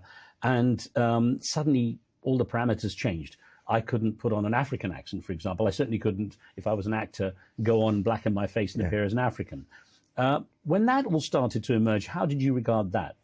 I was very concerned by it, because I saw the kind of stifling environment it created in otherwise banal interactions on campuses. So people were, I remember at one point someone asked me, this was probably about 10 years ago, oh, where are you from originally?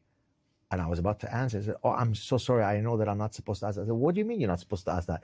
You recognize that I don't look as though I'm indigenous to Canada because I have a particular morphological look. What's the problem with you asking where I come from originally? So I've noticed that for a while. I compare it, and you might remember this from the parasitic pine. The parasitic wasp stings a much bigger spider, rendering it zombified, and then it takes it to its burrow, lays its eggs on it, and then its eggs, as they hatch, eat the spider in vivo while it's alive. And so I argue that political correctness is akin to the spider wasp sting, because it stultifies me, right? I'm now afraid to say, I recognize that you don't look French Canadian. So what if I were to say, Mr. Khan, where are you from? How is that an insult? But that's what happens with political correctness. It removes our ability to have natural dynamics. Just an aside, I tend to say, what are your roots? What are your roots? I find it kind of safer. And this is the issue. Aren't there so many landmines now onto which we can easily step? Not if you're called Gadsad. I mean, I don't give a shit. You know, there's a, and I invoke this in chapter 8 of the Parasitic Mind. I say, activate your inner honey badger.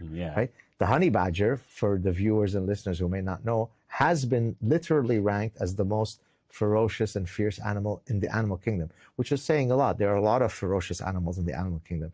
The reason, it's the size of a small dog. It is so fierce that adult lions will stay clear of it, right?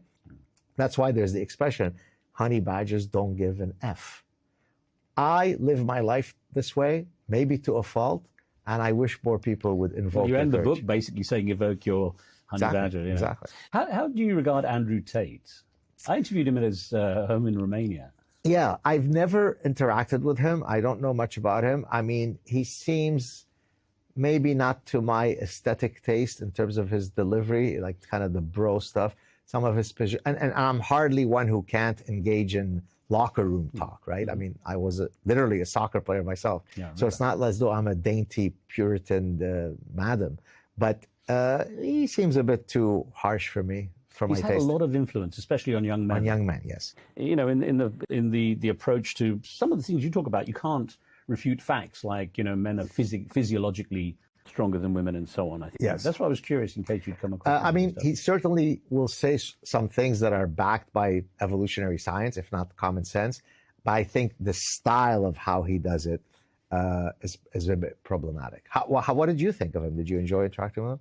Yeah, it was actually interesting talking with him because, again, I think he's used to people engaging him for an argument. Yes. And he had to stop and think when I just asked an innocent question. Right. So, you know, I'm going to go back to Donald Trump just for a couple more questions. Joe Rogan, someone with whom you've appeared a number of times now, has been very influential. How much do you think he played a role in tipping the scale in favor of Donald Trump? Huge. As a matter of fact, before he had appeared with Joe Rogan, I was in touch with Trump's people about him coming on my show, which is a much smaller show than, I mean, I'm a popular guy, but I'm not Joe Rogan popular. And when they had asked me, what would be your idea of, you know, what would you want to get out of it? I said, well, you know what I'd love? Just to sit with him and to humanize him so that the people who are on the fence can actually see he's a funny guy. He's got a great sense of humor. He's a regular. He could, you know, just shoot the blank, right?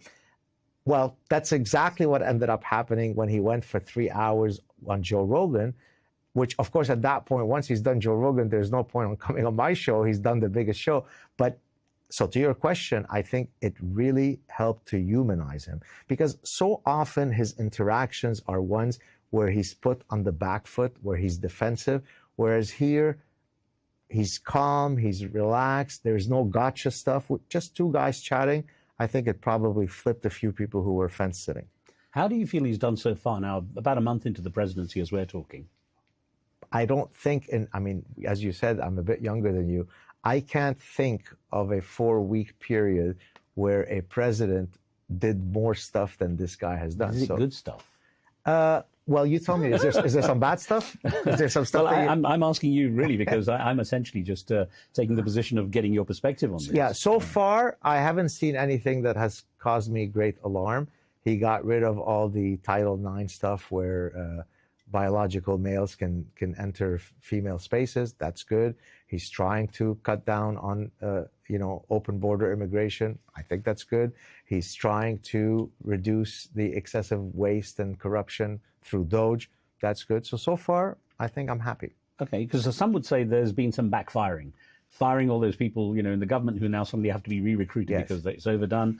The Gaza Riviera, Yeah, that's a bit of Trump bombast. I'm not sure if I would have approached it exactly the same way. But that, again, is, I think, stylistic, right? He's a great negotiator. It could well be that he says that without literally meaning that because he's trying to angle for a better negotiation position. So I can't pretend to know what's exactly in his mind, but I can see how the optics of such a proposal could irk a lot of people the wrong way. Now, in the parasitic mind, you talked about an analogy where there's an elderly woman being attacked in an alleyway. Yes. And you could be one of two sorts of people. The one who goes in and helps or the one who kind of walks away and avoids getting involved. And you said, be the first. You can get involved. Some might say with what's just happened, as we're talking again with the situation with Ukraine, he has now said, I'll go into Ukraine, but if we can have mineral rights. It's like, I'll help you, old lady, but as long as you give me some money from your purse.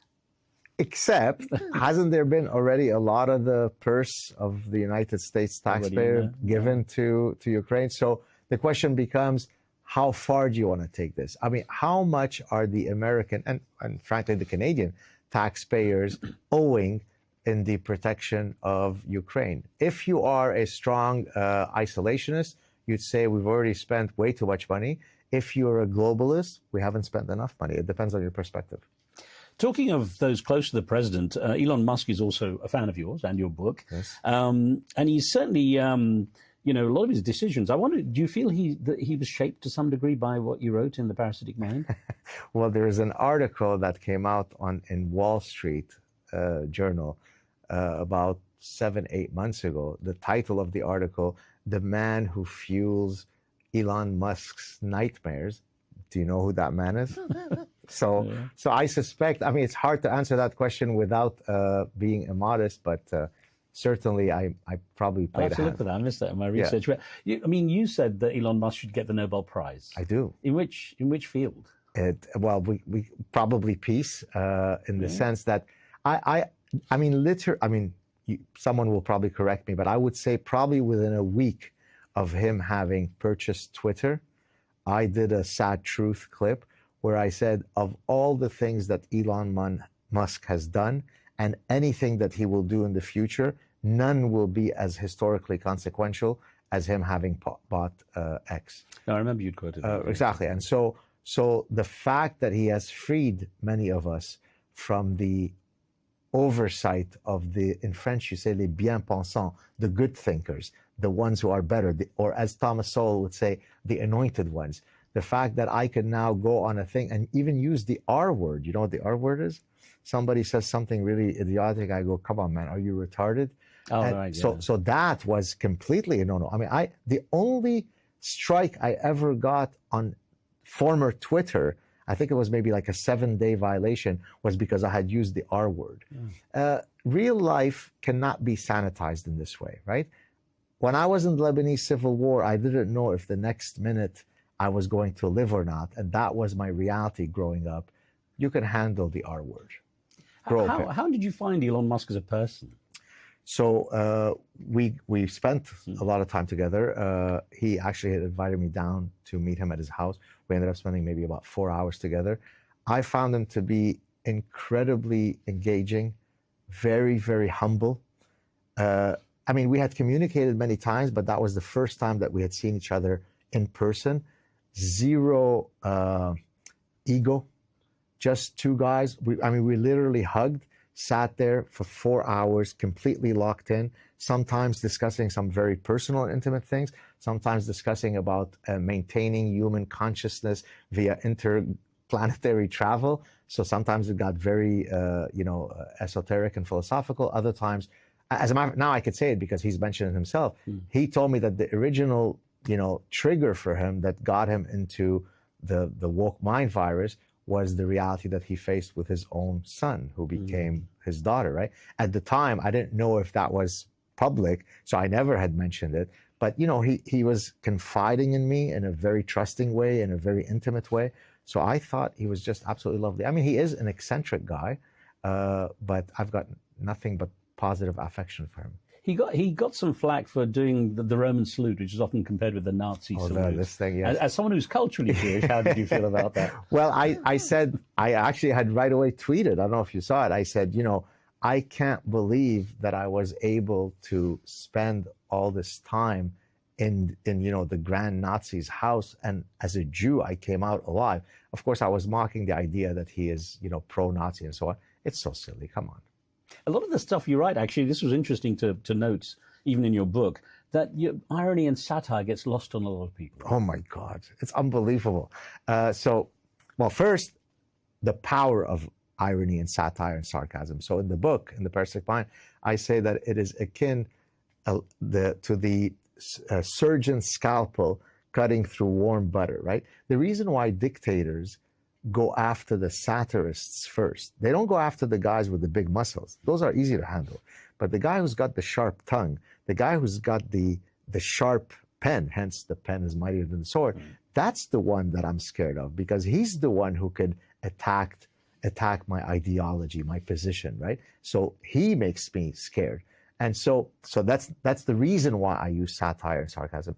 But to your point, what amazes me is how often, usually it's somebody new who doesn't know my style, who I'll write something that is completely satirical, and then they will just start sending me endless hate mail, not realizing that I was being satirical. Well, Dr. Goudside explaining how he believes the parasitic mind is shaping our world today. On the next episode of the conversation I had with him, I challenge his fears that Islam is a danger to the world. Islam, though, is a set of ideas that are codified, and then we could say, does Islam promote greater personal liberties and freedoms? Yes or no. There is only these answers. It's either yes or it's no, right? I would venture that based on historical facts, it doesn't promote greater personal liberties and freedoms. And so I can't be Islamophobic in saying that. It's a nonsensical term. I am a Islamo-realist. Plus, a look at how suicidal empathy, also the title of his next book, will drag down the world order if it's not fully resisted now. Join us for that. But in the meantime, don't forget to leave your thoughts and comments, subscribe to the channel, and we'll see you next time. A big thank you from me and the team for watching. I'm Riz Khan. See you soon.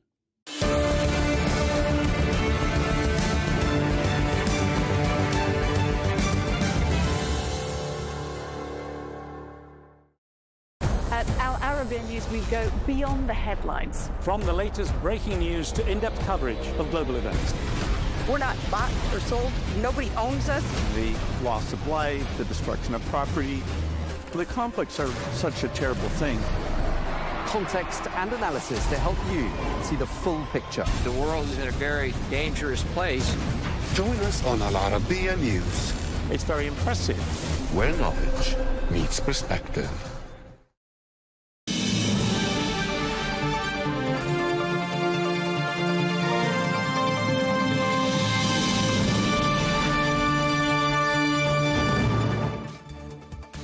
Hello and welcome to Global News Today, bringing you exclusive interviews with leading experts every weekday here on Arabiya News. I'm Tom Burges Watson, and in today's special program, we take a look back at some of the best interviews during the last couple of days.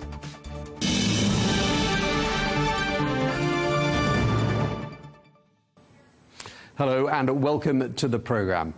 Now, in what is seen as a dramatic shift in Washington's stance on the war in Ukraine, the US has sided twice with Russia in votes at the United Nations on Monday. All these votes mark the third anniversary of the start of the Russian invasion of Ukraine. Well, in the first vote at the UN General Assembly, the US voted against a European-drafted resolution which condemned Moscow's invasion. Well, this means Washington voted in the same way as Russia, Belarus and North Korea. Then, at the UN Security Council, the UN voted its own resolution, which called for an end to the conflict, but which did not criticize Russia.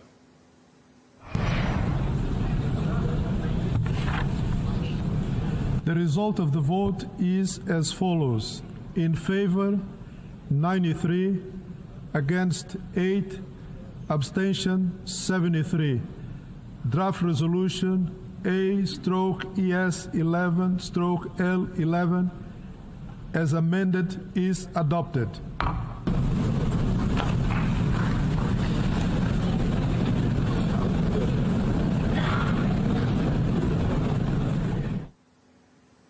Well, the Kremlin has reacted, hailing what it called Washington's more balanced position. Well, the Kremlin spokesperson Dmitry Peskov told reporters he believes the new US stance will help resolve the war in Ukraine. He also noted that based on comments by European leaders, he hasn't sensed much balance from their side, but he hopes that will change after further contact between Europeans and Americans. Well, to discuss all of this further, we're joined now by Greg Swenson, who is the chair of Republicans Overseas UK, who joins us from London. Great to have you with us once again. Also, great to see back again Robert Fox, the defence editor for the Evening Standard newspaper, who also joins us from London. Thank you both very much indeed for joining us.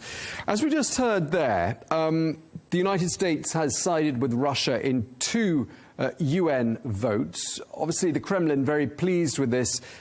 We just saw there the Kremlin calling this Washington's more, quote, balanced position. This is a pretty seismic shift, isn't it, Greg?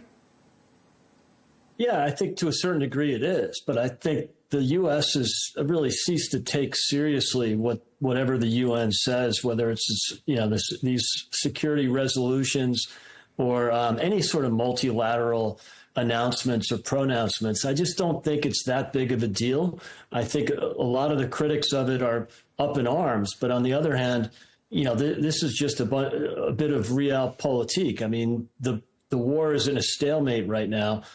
President Trump is trying to negotiate a ceasefire and a truce, or perhaps a permanent settlement. And I don't think that UN resolutions are going to affect that either way. Okay, Rob, let me pick up on that with you. No big deal, or would you say that the transatlantic alliance has been upended? Well, I'd like to go midway between it. I think it's slightly more than no big deal. It's an indicator of the way things are going. Things are moving quite fast in Europe on the back of the Macron visit to the White House, the rather surprisingly dramatic announcement by Sir Keir Starmer in the House of Commons today, and there's going to be an unveiling throughout the day of a security plan long overdue, a national security strategy in the present context for the UK. And I think it's quite useful, because I think it rehearses what is going to come in the end of June at the NATO summit in the Netherlands, where there really will be a sorting out of the future of the alliance, where, of course, there will be looser ties with America. America is absolutely essential to NATO because it was at the heart of the conception of NATO. There may be different alliances or different variants of it, but I think that's the way that they're going. But I think that what allies of America, and not just in Europe, I mean, it's very interesting what the Asian allies will be saying. It's to try and make out the real sense of direction of the Trump of the Trump presidency. It looks as if it's hegemonistic, sovereigntist, which I think is it could raise a lot of problems in what's coming up. Yeah, and Rob, just to stay with you for a moment, I mean, in that UN General Assembly vote, the United States was on the same side as Belarus, North Korea, and Sudan. I mean, you don't think that's somewhat alarming? Well, you do judge people by the company they keep, don't you? It is very strange to have ended up with that not one of those three has a very powerful democratic credential. Let me put it like that. I think it's they're very much part of the deal, and I think, as we heard in your introduction, is that Trump really hopes that he can make a deal which will be to the benefit of the US with this. And I think even an armistice, a freezing on the current lines in Ukraine is quite a way off, and it's going to be quite a tricky one to do. Washington clearly thinks that it could do a deal with Moscow, and Moscow is responding, it must be said. Very interesting to see which way Putin is moving, particularly on the back of the Riyadh meeting. Will join the dots and was talking about perhaps he can get together with Washington on joint ventures for exploiting minerals and strategic natural assets in Russia with American input. But also the great prizes, and this did emerge very strongly, actually, in the background at Riyadh, is the Arctic, and they want a deal there.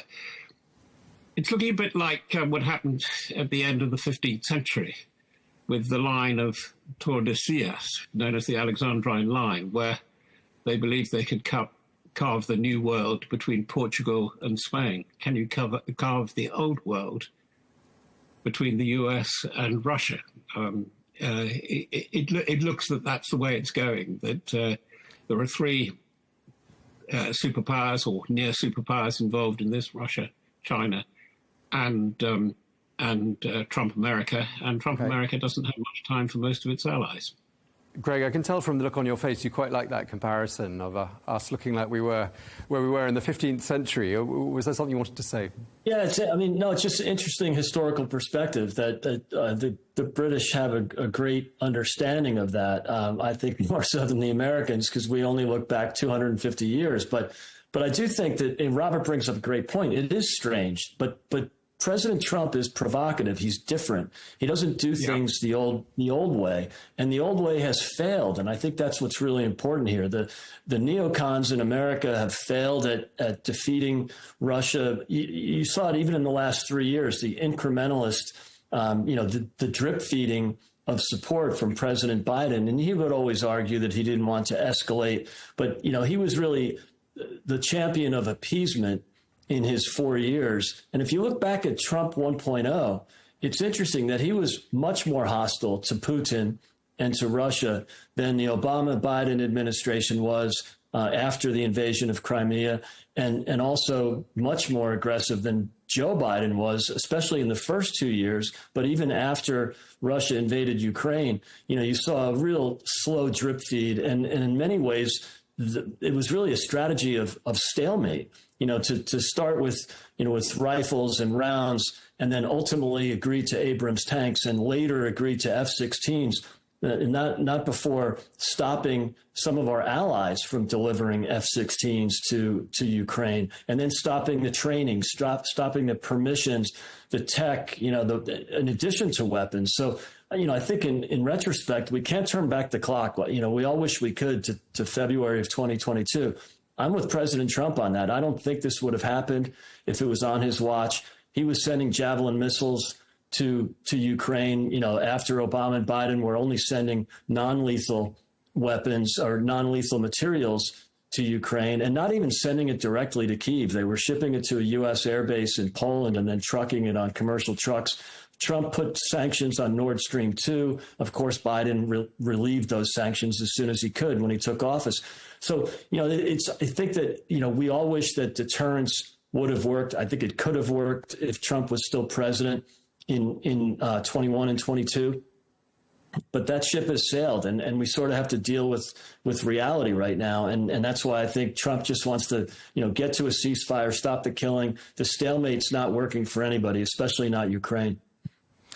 Rob, I've been looking at your face there as Greg was talking. You seem to be mostly nodding. Do I take that as meaning that you agree largely with what was just said? Well, I must say, Greg, there's a synergy of thought going on here. I hadn't expected it, but the way we think about this, I suspect is very, very similar indeed. And can I say, you put it crystal clear. You're absolutely right. Deterrence in any terms absolutely failed, because the failure has been, and it's been steady since Putin gave us warning, ominously, was at a Munich Security Conference in 2007 or 2008, I think it was 2007, where he laid out his vision. And then NATO went ahead. Sorry, I don't want to go too long in the anecdotage, but NATO made a terrible mistake the following year. And both our countries are to blame for it. And the Bucharest NATO summit, they said the aspiration of Georgia and Ukraine to join NATO should be realized. Could be. They didn't give a timetable, I admit, but, the Secretary of State and the Foreign Secretary, David Miliband, at that time said that, and they had no route map. They had no conception of consulting with Russia and what it might be. And in fact, the poison was in the well at that point.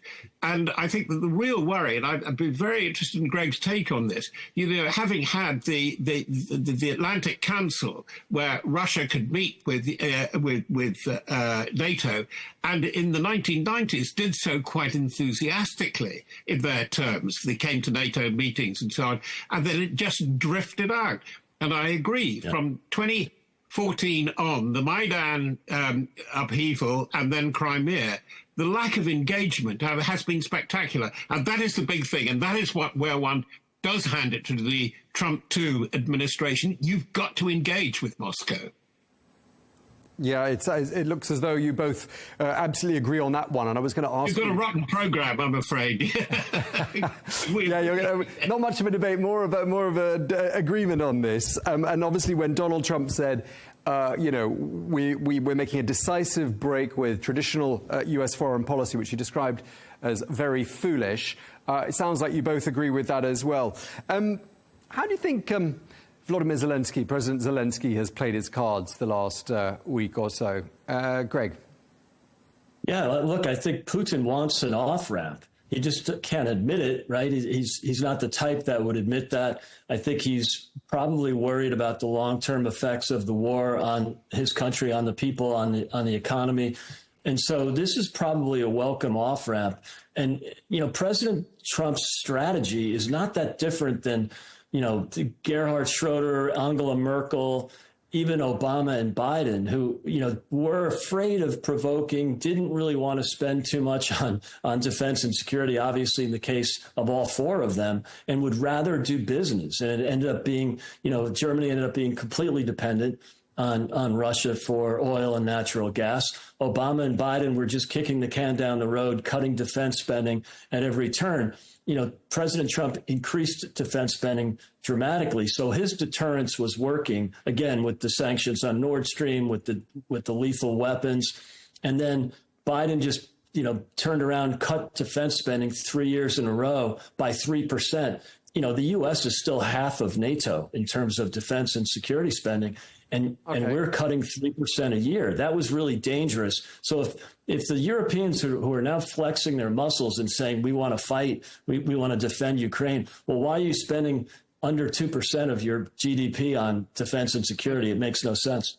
Okay, Greg, you've managed not to address the issue of President Zelensky, which was the thrust of my question. I just wanted to know what you think of how he's played his cards the last few days, because we have seen quite a bit of friction, a bit of a war of words going on between Kyiv and Washington. I'd like to get your take on that. Yeah, no, sorry. I thought you were talking about Putin. But Zelensky, look, he was very cooperative at first, when Trump had won the election, maybe right before the inauguration, right after. And then he got into a little heat last week. I think that was a mistake. But he's looking for an off-ramp, too. And I think the fact that he conceded over the weekend that he'd be happy to resign if there was a satisfactory resolution, I think is a great sign. We're never going to get that from Putin, obviously. But, I think that was a step in the right direction. Last week, when he had a little spat with Scott Bessent and the Secretary of Treasury and with Trump himself, I thought that was a mistake because he was negotiating and he ended up cooperating in terms of the potential partnership on rare earth elements and critical minerals will be great for Ukraine, not just great for the U.S. So let me turn back to you, Robert, because you're mentioning there the Macron visit to Washington. I'd like to get your take on how you thought he got on in his discussions with President Trump and whether you thought he was listened to. And another point, just an extension of that, President Macron told Fox News that he thinks that a truce is possible in a matter of weeks. I just wondered if you agree with that. I think, again, one is likely, but how permanent it's going to be, how frozen, how semi-freddo it might be, which is my expression for these kinds of wars we're seeing now. Now you see them frozen, now they seem to be melting rather unexpectedly. We've seen that in the Caucasus, after all, and indeed to an extent in Syria. Macron, to answer your question, I mean, let's lighten the load a bit here. They are brilliant at theatre, all these three that we've mentioned. The rather stolid, even stodgy Sir Keir Starmer isn't so good at it.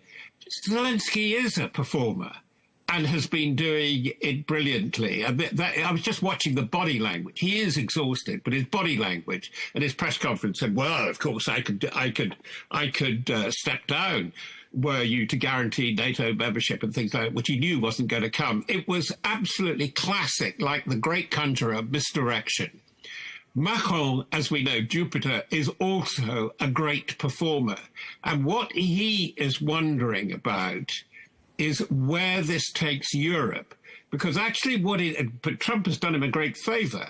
Since we're invoking history, it's appealed to the little corporal in him. It's appealed to the Napoleon in Macron, because Macron is quite clearly on mainland Europe the leader now. He is the voice, because look where Merz is now just newly elected. Is he going to be chancellor in the terms in which he wanted to be? We have Ursula von der Leyen, and we have the feisty ladies behind her in the EU, but they're not leading Europe. And this is where Macron is actually talking, I think, behind the scenes quite seriously with Trump, and is, where does the alliance sit? We know America can't have Europe as its priority now. Where do we fit with you? And this is where I think both Britain and France have a peculiarly strong role. They say, yeah, we'd like you to be a backstop in Europe still, if you can manage it, and we will help you out in the Pacific and that region, which is very, very hot. Now, I'm sorry to say, Greg, we're speaking from the UK. That change of emphasis and why it is so important to America in view of what is going on, not only with China, but elsewhere in the region, is not getting the coverage. It's not getting the mileage. It's not getting the airspace it deserves, particularly here in the UK, where it jolly well should. Well, perhaps it will, because, Greg, as we've been saying, the British Prime Minister, Sir Keir Starmer, will go to the White House on Thursday. Analysts seem to think Macron did a reasonably good job at getting his points across to President Trump. Don't know if you agree with that. But Prime Minister Starmer says he's going to show up with this new pledge of increasing defence spending that we were just talking about there. Can he act as an effective bridge, do you think, between Europe and the United States? I think he could. It's a great opportunity for him. When I say I think he could, I don't think he necessarily will, but it would be an opportunity squandered if he doesn't. Stepping up to defense spending, you never would have expected that from Keir Starmer or Labour. Perhaps he's being forced into it, but I do think it's important for the UK. It's completely inadequate to be at 2.3%. Just like I said, it's inadequate for the US to be at 3%. So if the silver lining of this whole debacle in Ukraine over the last 3 years is that the Europeans step up and decide to take defense and security seriously, not only does it help the U.S. in the Pacific, which is really important, Robert, great point, but also the last thing we want is Russia to be aligned or dependent on the Chinese. And that's where we started to see in early 2022, when Russia was isolated from the rest of the world and leaned toward China. So in spite of this UN resolution, which President Trump probably doesn't care about, he doesn't care about multilats at all. He's really good in these bilateral meetings like he just had with Macron, and I think we'll see more of the same on Thursday. The last thing I'll mention is if Keir Starmer kicks off the conversation with the King's invitation for a state visit, first time ever that a president has had 2 state visits, that will be a great way to break the ice, I would argue. OK, so perhaps he'll go well armed. I'll come to you in just a moment, Robert. I just want to ask you lastly, Greg, though. We heard from the former British Prime Minister, the former British Prime Minister Boris Johnson, saying when Donald Trump says something that sounds a bit outlandish, everyone panics and tries to decrypt it. But there's a method here, which is some sort of, shock tactic to get people motivated, get people into action, a sort of electric shock therapy. Sounds like you agree, based on what you were just saying, with that assessment.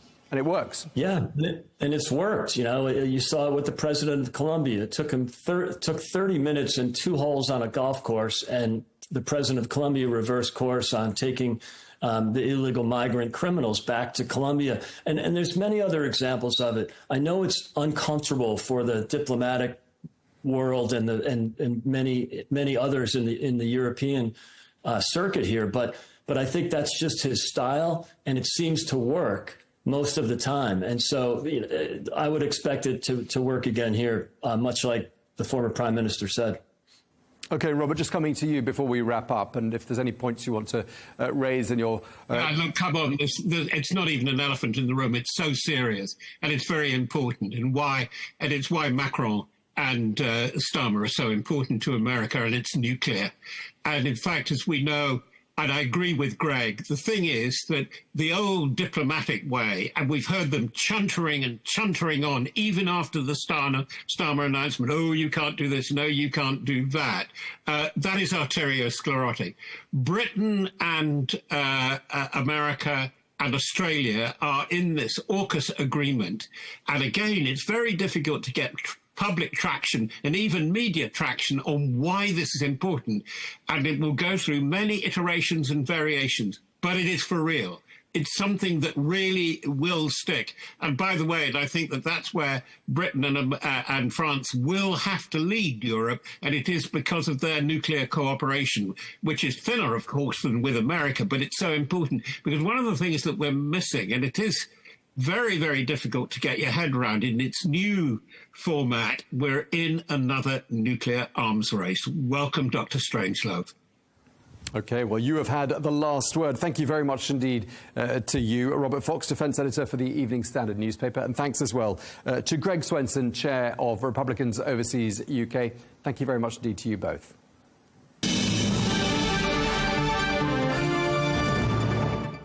Now, after a week of strained relations between Washington and Kyiv, there are signs that a rare minerals agreement could be on the horizon. In short, the deal proposes that the US President Donald Trump continue providing military assistance to Ukraine, and in return, Ukraine would establish a fund contributing 50% of the proceeds of mineral resources. Well, the two nations would also jointly exploit Ukraine's other natural resources, which include oil and gas. Well, as the deal takes shape, there are reports that the Ukrainian President Volodymyr Zelensky could be set to visit Washington as soon as this Friday. Well, for more, we can speak now to Carla Sands, former US ambassador to the Kingdom of Denmark, Greenland and the Faroe Islands under President Trump. Carla, you're now the vice chair of the Center for Energy and Environment at the America First Policy Institute. Great to have you with us. Let's start by talking about that deal. Looks like President Zelensky could be on his way to Washington this Friday. I mean, that's a pretty notable development in itself. Do you think this deal is the right way to go? Well, it seems like, Tom, every time the U.S. goes in and dumps hundreds of billions or even trillions of dollars into a country, we just leave and China goes in and takes up the assets, or another country. And so at least like when Europe gave, I think, around $100 billion into this war, and many Americans think that this is Europe's war, not America's war. When Europe gave them about $100 billion, Ukraine, toward their defense, it was a loan. So Ukraine has to pay the European allied nations back. In the case of the U.S., they just were shoveling hundreds of billions. I think it's in excess of $300 billion, which many Americans would have liked to have seen invested in the U.S., where we have aging infrastructure and we need investments in our infrastructure, and prefer not to put it into wars that really have no hope of being won by our friend Ukraine. So I think that the rare earth deal with the energy deal is a good start. But we also have rare earths in the U.S., and I would like to see us also, be harvesting. We do it cleaner in the U.S. than anywhere, harvest our own rare earths and process them either here or near shore in order to counter China's really control of almost all rare earths mining and processing. Yeah, I mean, they're very much in demand. They're very highly sought after, those rare earths. But in fact, this idea of, exchanging Ukrainian natural resources for security commitments was actually in President Zelensky's 5-point victory plan back in October. So, I mean, it's very well for Washington to take credit for this idea. But in reality, it looks to us as though this was, in fact, a Ukrainian initiative. Yeah, I have no idea how much Joe Biden's, State Department had a hand in drafting that memo, though. OK, and what do you think of how President Biden handled all of this? Because we've heard time and time again from the Trump administration that had President Trump been there at the outset just over 3 years ago, this war would never have started. What do you think he'd have done differently? Well, Tom, it never would have started. Putin never would have dared to invade Ukraine because Trump would have told him what the consequences would be. President Trump is a strong U.S. president. He's bringing peace around the world. You have chaos if you don't have virtuous, strong leadership from the U.S. And we saw the Hamas-Israel war, the Ukraine war. President Trump wants the killing to stop on all sides. The bloodshed of the youth, that's the treasure of every nation.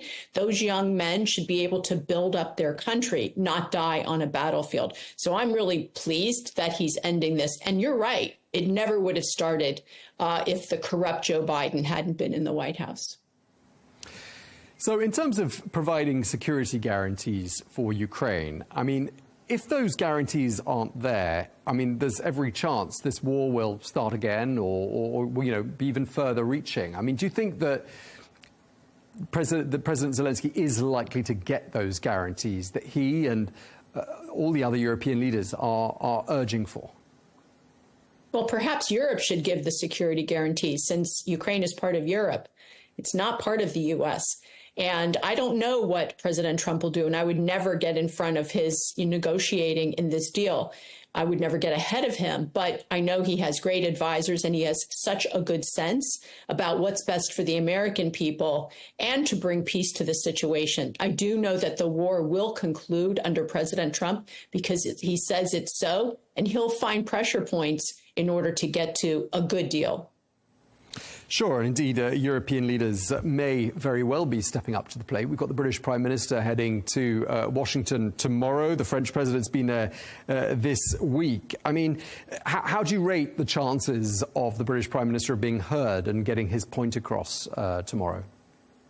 Well, we'll see. The meeting is coming up, but Keir Starmer has said some very negative things about President Trump. Probably unwise to speak ill of world leaders. I noticed that when President Trump talks about world leaders, and they could be the most despotic world leader, he always has something kind to say in order to keep those lines of communication open. Let's not forget, President Biden, in 3.5 years of war, never once spoke to Vladimir Putin. And those lines of communication must be open. I think that helps prevent war, and it can certainly help end war. Sure, but I mean, President Trump hasn't been entirely flattering about President Zelensky and has even suggested that perhaps he started the war. I don't know what you thought of that. Well, unfortunately, and it is open source known, politicians on both sides of the aisle in the U.S. wanted this war as a proxy war against Russia. I don't support that, but they've been ginning this up for more than a decade. And the fact that Zelensky is president was because of the U.S. State Department installing him. I don't know if you've seen in your country the recordings of U.S. Under Democrat presidents, U.S. diplomats talking about the regime change and installing Zelensky and choosing his cabinet. But this is something that I'm proud to say President Trump is ending. He does not want to do regime change, and in fact is working with Elon Musk's Doge to end the USAID pressure points and disruptive groups that were there to overthrow duly elected governments around the world. What did you think when you saw the United States voting with Russia at the UN earlier on this week? Well, I don't know the reason why, so I just have to not speculate unless I'm read into that. I'm sure there's a good reason, though President Trump wants the war to end. And we have some countries that just seem to be run by warmongers. They want more war. In fact, I saw one European leader say, well, peace could be more dangerous than war in Ukraine. Give me a break. Peace is never more dangerous than war. People die in war. So I know that this war will come to a conclusion. Probably everybody walks away, not that happy because there's going to be some things that are going to have to be given up on both sides, I believe. But President Trump will bring it to an end, and I know that. He wrote the book, The Art of the Deal, like 30 years ago, so it's worth reading. Indeed, I'm very familiar with that book. I mean, clearly you're a big supporter of President Trump, and I know you've said recently that he is, quote, going to go down in history as one of the greatest political figures. Are we looking here at a future Nobel Peace Prize winner, in your view? if President Trump should have gotten a Nobel Peace Prize in his first administration when he began the historic Abraham Accords, which was the first major breakthrough of peace and diplomatic relations in the Middle East in my lifetime, I believe. And so the fact that they didn't do it makes me suspect that maybe the Nobel Peace Prize isn't I actually thought that when they gave it to Barack Obama in the first few months of his presidency for doing basically nothing. But maybe they can save their reputation by giving a Nobel Peace Prize to President Trump because of his historic diplomatic breakthroughs. This is the first U.S. president to ever meet with the head of North Korea to begin to bring some conversation to reduce the missile testing. So because he thinks outside the box and he has tremendous intuition and skills around these issues, he doesn't do things the way they've been done over and over with no good result. He actually thinks, how can I get a good result? And I think that could be a good lesson for many mainstream leaders around the world, like thinking, how can I do the best for the people of my country to make my citizens' lives better? And I think that's what President Trump thinks about every day, putting the American people first, as every world leader should. And speaking of world leaders, I mean, which world leaders do you think President Trump rates highly? Because we're given to understand that he's got a reasonable relationship with President Macron of France. They look quite friendly in the Oval Office earlier on this week. It'll be Sir Keir Starmer tomorrow. He's described Sir Keir Starmer as being a, quote, nice guy. There's another world leader I've got my eye on, the Prime Minister of Italy, Giorgia Meloni. And she's potentially quite a good bridge, isn't she, between the United States and Europe in this particular context. What are your thoughts? Well, not only do I think she's a good bridge, I've heard that she's the Trump whisperer for the EU member nations. Well, that's great. But I actually think other nations' leaders could look to her and say, listen to how she speaks about benefiting the family unit, about supporting the children, not transing children, not trying to indoctrinate them, but using traditional values to increase their economy, to make sure they have a strong defense. Now, Italy has a way to go on the defense. Of course, they've got a mixed history in their economy. But the fact is, she's a good, strong leader. And I wish, this is my personal opinion, I wish we could see more of that in other leaders around the world, where they say, let me make sure that the people of my country benefit from the policies I put in place, and that I'm not doing radical policy or using what we in the US call DEI, or diversity, equity, inclusion, where it's basically communism in another name, or using net zero, which is communism, toward a green agenda, which is, I believe, anti-human. And so Giorgia Meloni seems to be coming down kind of in the middle, but supportive of her people. So I do think she's a great role model. So for those people who are concerned that the United States is turning its back on its traditional allies in Europe, and, the transatlantic alliance has been strong and prevented war for 7 or 8 decades now, you wouldn't be too concerned, and you'd say people like Giorgia Meloni could perhaps hold the key to making sure that relationship doesn't go down the plug hole. Well, I think that is the most important relationship for the United States. Many of our ancestors came from Europe in the U.S. And if we strengthen that relationship, both in our trade, getting a fair and reciprocal trade, not where they have much higher tariffs, sometimes 4 times and higher the EU on our goods as we have on theirs. So President Trump is correcting the trade relationship, rebalancing it so that the old saying, do unto others as you'll have them do unto you, is actually in practice in trade. But also we have that great security cooperation. Most of those countries are NATO members and allies. So as they're spending more on their defense and actually getting real defenses back, which many of us gave up after the Berlin Wall fell and the Soviet Union fell, we had this peace dividend where we all spent more on our social welfare programs and less on credible defense. That's being righted as well. And I think the Russian invasion helped with that. So did President Trump's encouraging back in 2018 or 2017 that those NATO member allies honor the Wales Pledge of 2014 and put 2% of their GDP toward their defense. Now he's talking about 5%. Let's see if they can get there. Well, the British Prime Minister's just upped his percentage. He announced that ahead of his visit for 2.3 to 2.5, so that's something.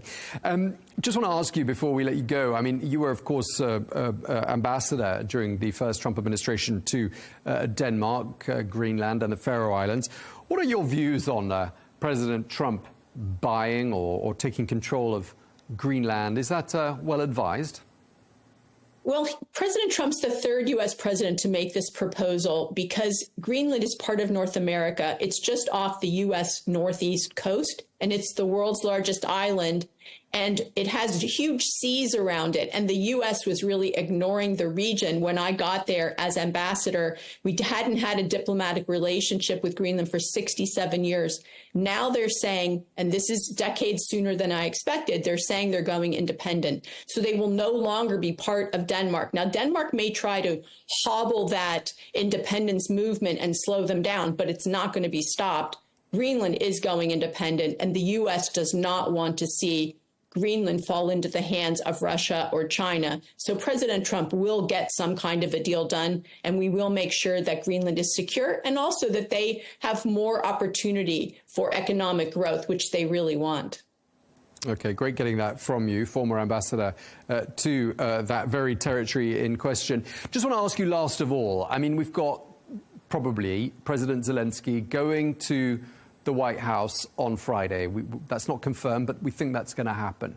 Given all the furor of the last few weeks and, you know, the tragedy of the last 3 years with the war in Ukraine, how would you advise President Zelensky to approach Donald Trump to make sure this rift and the bad blood is consigned to the history books?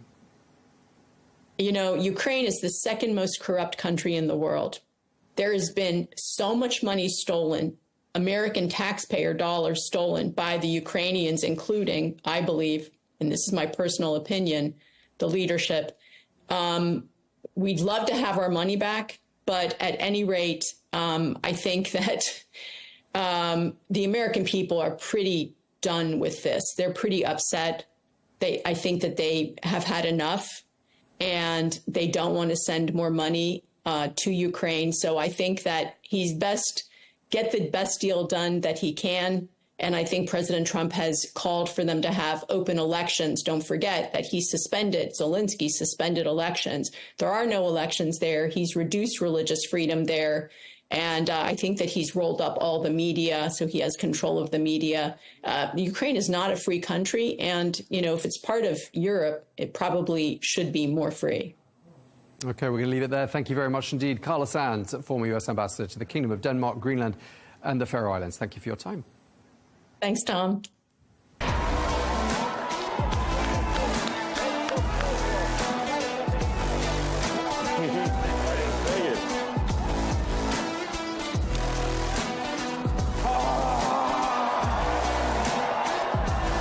This is the chainsaw for bureaucracy. Chainsaw!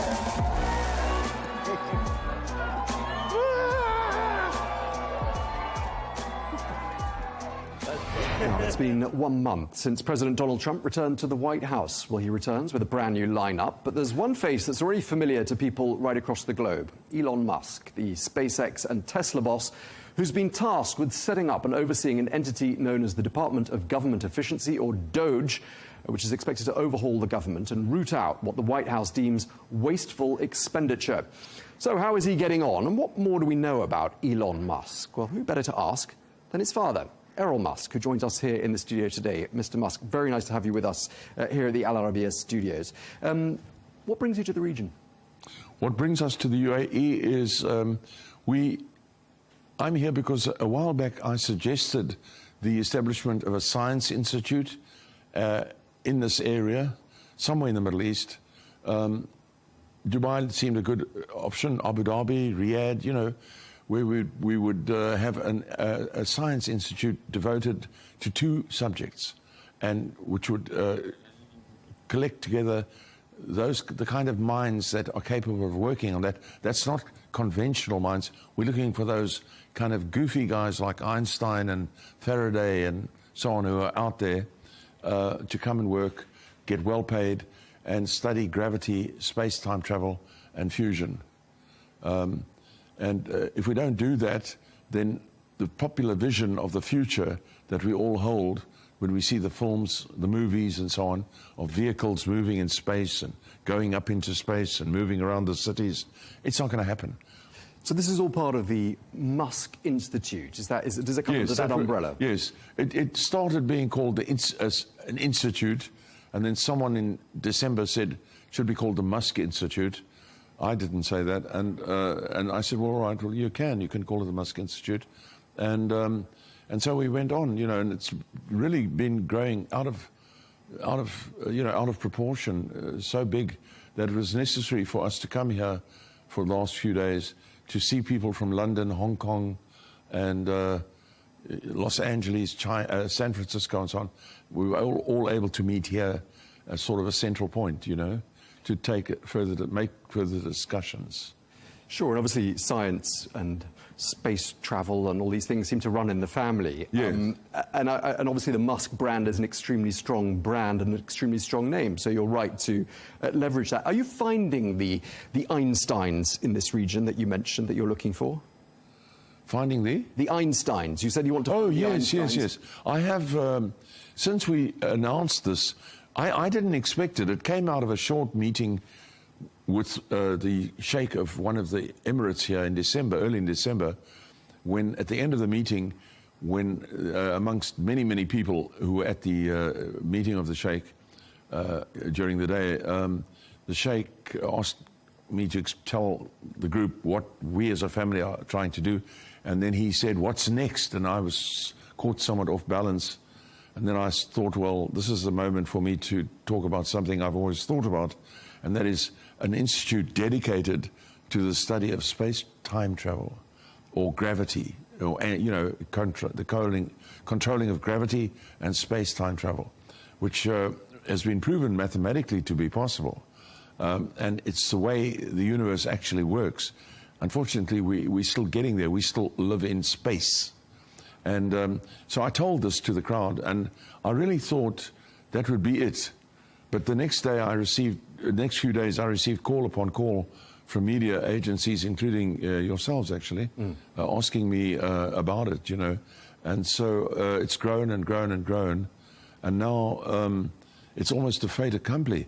And now it's been tied to the idea that some bright spark from London came up with the idea that if we build a tower, and we call it the Musk Tower, then the investment in that will pay the investors and also be able to provide a couple of floors for the institute to operate in, perhaps free of charge. In other words, it would be an engine that could drive the institute. So when it comes to ideas, when this went out, I have, to answer your question, I have many, many, many people from all around the world writing to me, some of them struggling with English, saying to me, I already have the answers.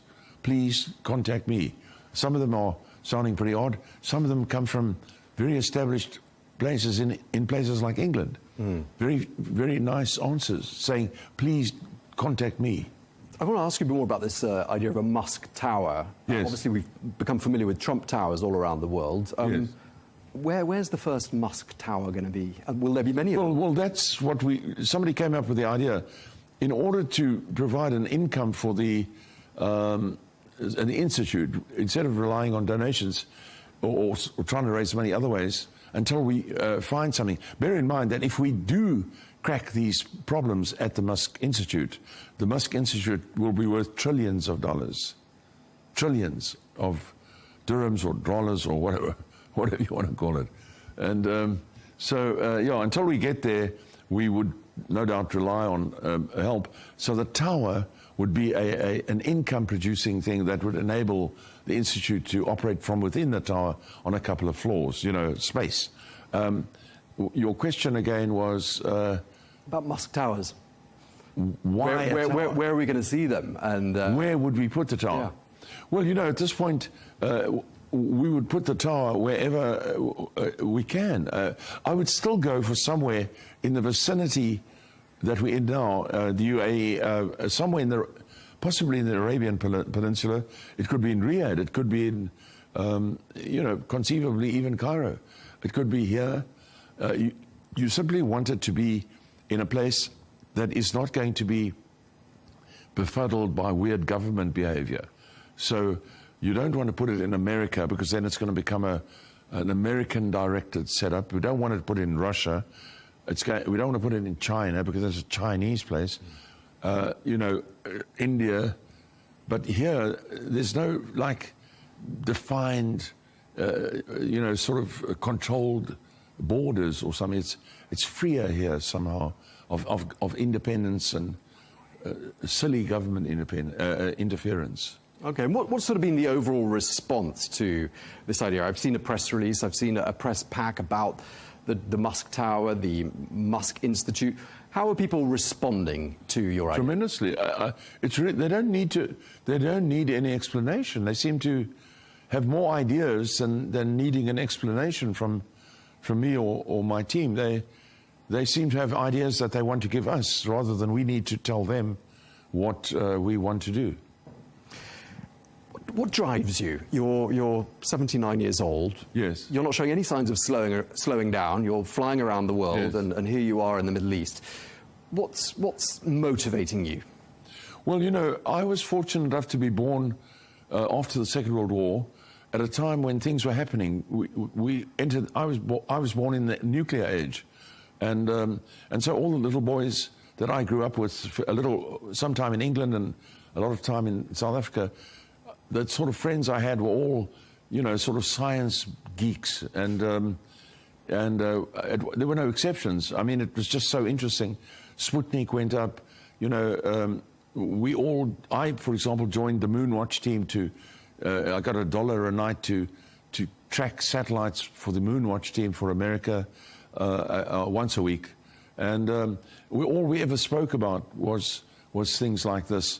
And we even took to making our own telescopes, where we ground our own lenses, made our own lenses for telescopes. Wow. Yes, that really is geeky. Was your son a geek when he was growing up? Yes, absolutely. What sort of signs did he show of? Well, he was, of course, in a later generation and able to experience things better than I was.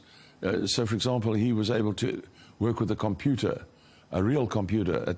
The first one I got him was an IBM XTA, came out in 1982. It cost slightly less than a new Mercedes-Benz car. And I bought that for him upon his insistence after it came out. What sort of age was he? 11. 11. So by the age of 12, he was a fully fledged programmer.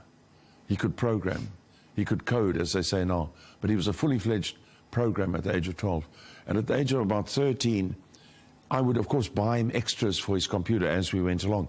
Computer came from IBM with a printer, a mouse, keyboard, screen, and so on. You know, hard drive, soft drive, you know. But I would buy him the extras as we went along. One day he came to me with an extra that he'd got. It was a grey box with a red light on it. And he said to me, "Do you know what this is?" This is about 1983, maybe 84, 83. And he said, "Do you know what this is?" And I said, "What is it?" He said, "This is a modem. With this, I can communicate with my little computer, with the computer at Oxford University." I said, "Well, how do you do that?" And he said, "Well, I just plug it into the telephone lines, you know?" Yeah. And of course, my immediate reaction was, "What? Are you making calls to England, you know?" "No," he said, "it's superimposed on the line." 12 years old, explaining to me how the information is superimposed on the telephone lines. As a 12-year-old. Yeah. And you don't use the actual line. You simply superimpose signals, which is what is done today. And then he said, "Everyone will have a modem one day." Of course, the first time I'd ever seen one. And of course, in due course, everyone knew what a modem was. So on the one hand, he's this science geek. On the other hand, on the one hand, he's geeky and scientifically oriented. On the other hand, you told us last time we spoke, he was very business oriented and he saved his pocket money diligently. Oh, yes. And even came to the family's assistance at one point. No, he was very frugal, Elon, and still is, you know. And that's what he's doing now, isn't it? In his capacity as Doge in the Department of Oh, he Government knows exactly Expenditure. what to do. Well, he's out there with his chainsaw. He's allergic to waste. Yeah, cutting costs. Waste and theft. He's very allergic to that. So no, he as a boy he was normal. He loved motorbikes. So you know he was often injured on a motorbike, and quite often actually, and so. Yeah, he was pretty normal. Rode horses. Popular and sociable. He selected his friends. He had one or two close friends. His brother, on the other hand, was friends to 20 every day. You know, and as a single father, I had them growing up with me. The boys, not with it. They weren't with their mother. They were with me. I was very easy because I didn't have to have a mother saying they can't do this, they can't do that. I just let them do what they wanted. And then all I had to do was provide burgers and steaks at certain times in the day for the lot. It was very easy out for me. Is there a sort of a Musk work ethic that perhaps came down from your father? Yes, What is it? How do you describe it? It's a kind of intense need to do something and get it done. An intense need. It's almost. It's actually something that you wish you didn't have, you know. But I don't think we're the only people who are like that. But we are intensely driven when we become involved in something to make sure that we try and make it work. If it gets the very better of us, we tend to maybe just leave it, walk away from it, and struggle, but then eventually bounce back at it and start again. Do you speak to your son-in-law? How is he getting on in Washington? Well, you know, at the moment they are in a sort of euphoric state because having won the election, Elon, by the way, 5 years ago was a Biden supporter. And he donated to the election in 2020 for Biden. And for Obama. Yes, and for Obama before that. And but since then, he's seen what these people were doing. And at the moment, they're at a convention of the... I suppose you'd call it the Republican Party in America, and they are somewhat happy and euphoric and jumping around on stage. I'm not too excited to see him doing that, but you have to understand. What do you mean you're not excited? You didn't like the picture of him with the chainsaw?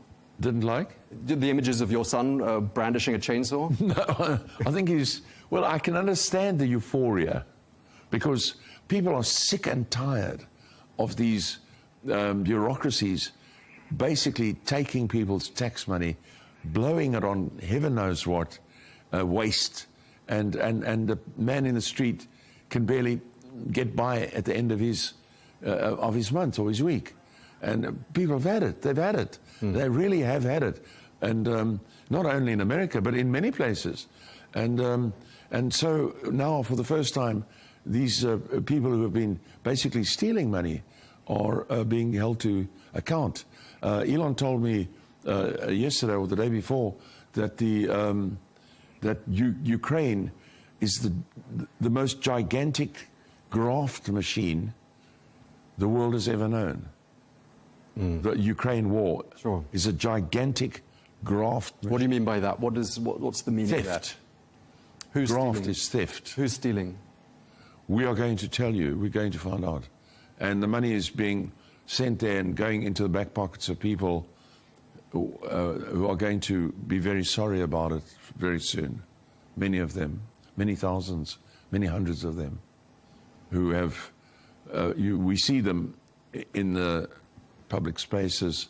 They enter the government with a house maybe that they own, or maybe even less. In a very short time, they're worth $40, $50 million, sometimes $250 million. Are you suggesting the president of Ukraine is one of them? Oh, yes, of course, absolutely. I don't give much hope for him. He knows too much. So I hope he has some form of bodyguards, because the people who've been doing this through him are going to be after him because he knows too much. You're saying his life is in danger? Yes, Zelensky. Who would want to... Well, he knows Zelensky? too much. You know, there's $200 billion missing out of Ukraine. $200 billion of money that was sent to the Ukraine. It's gone. Nobody knows where it is. He does. So he's going to tell. He's going to tell people where. I imagine if I were him, I'd be rather concerned. How do you see the war ending in Ukraine? Well, the US will stop sending weapons to the Ukraine. I read yesterday that the English Parliament government, rather, Starmer's government, are scratching the bottom of the barrel in England to see what arms they can still send to Ukraine. My opinion is Starmer is working against the national interest of the people of the UK. He should not be in power there, and he should be out. He should be out of there, maybe even this month.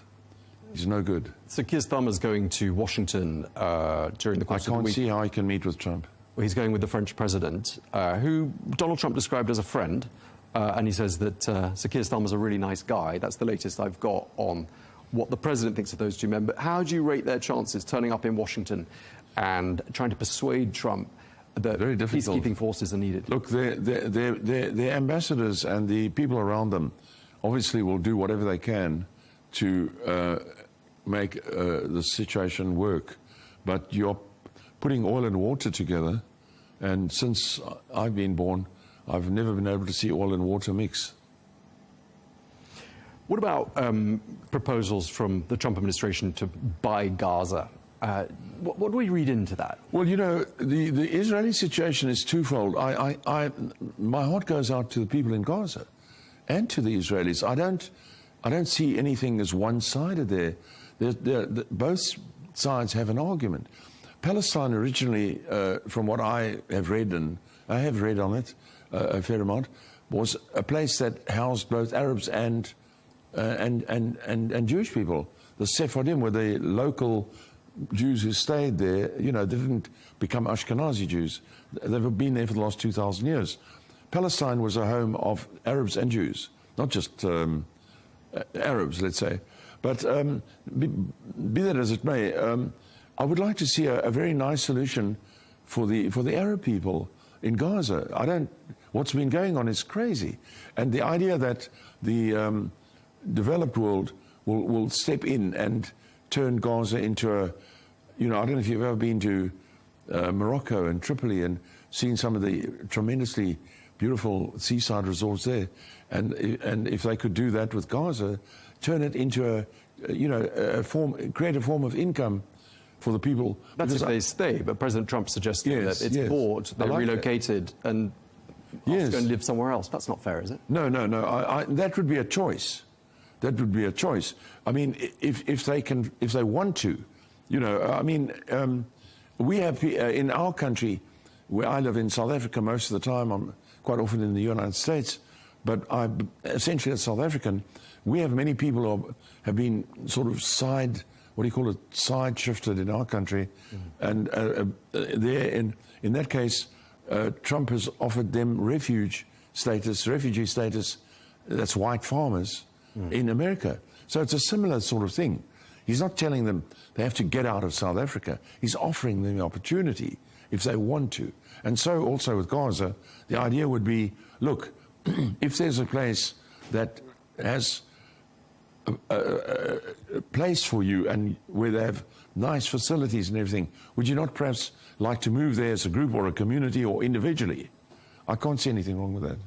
When President Trump puts out an idea like that, says let's buy Gaza, or something that sounds quite outlandish or a bit left field, help us decrypt that, decipher that. What's he doing? He's a New York businessman. In New York, everybody knows exactly what they're doing.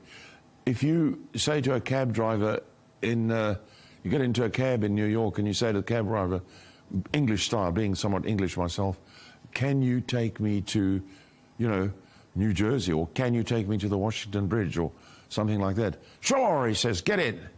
He doesn't say, I think so. That's America. That's You're saying President Trump has some of the attributes of a New York cab driver? Absolutely.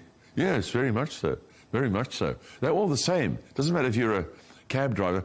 I got out of a bus once at Eastside Terminal, and the bus driver was taking out of the hold of the bus all these tremendously heavy suitcases, and he was a rather small man. So I thought, well, at the time, so many years ago, I thought, well, let me help him, you know. So I started taking the suitcases out. He said, he put his hands on his hips. He said, "What are you doing? You want my job?" I said, no, I'm just trying to, don't you touch anything. He said to me, "That's New York. Don't you try and take my job." Just looking at Europe and the state of Europe, we've talked about this before in the past, and I know you're concerned about the direction things are heading in Europe. Your son and J.D. Vance have endorsed the AfD in Germany. Couldn't that be seen as some form of political interference in the affairs of another country? No, I think today people are sharing ideas across country lines. You know, the rest of the world had no trouble interfering and making a lot of commentaries about the Americans. So, you know, now it can happen the other way as well, you know. So I believe Starmer actually sent 100 Brits over to help Kamala Harris, which is an incredibly silly thing to have done. They were volunteers. They were described as being volunteers, so they went of their own. Well, yes, I'm sure their airfare was paid for not by themselves.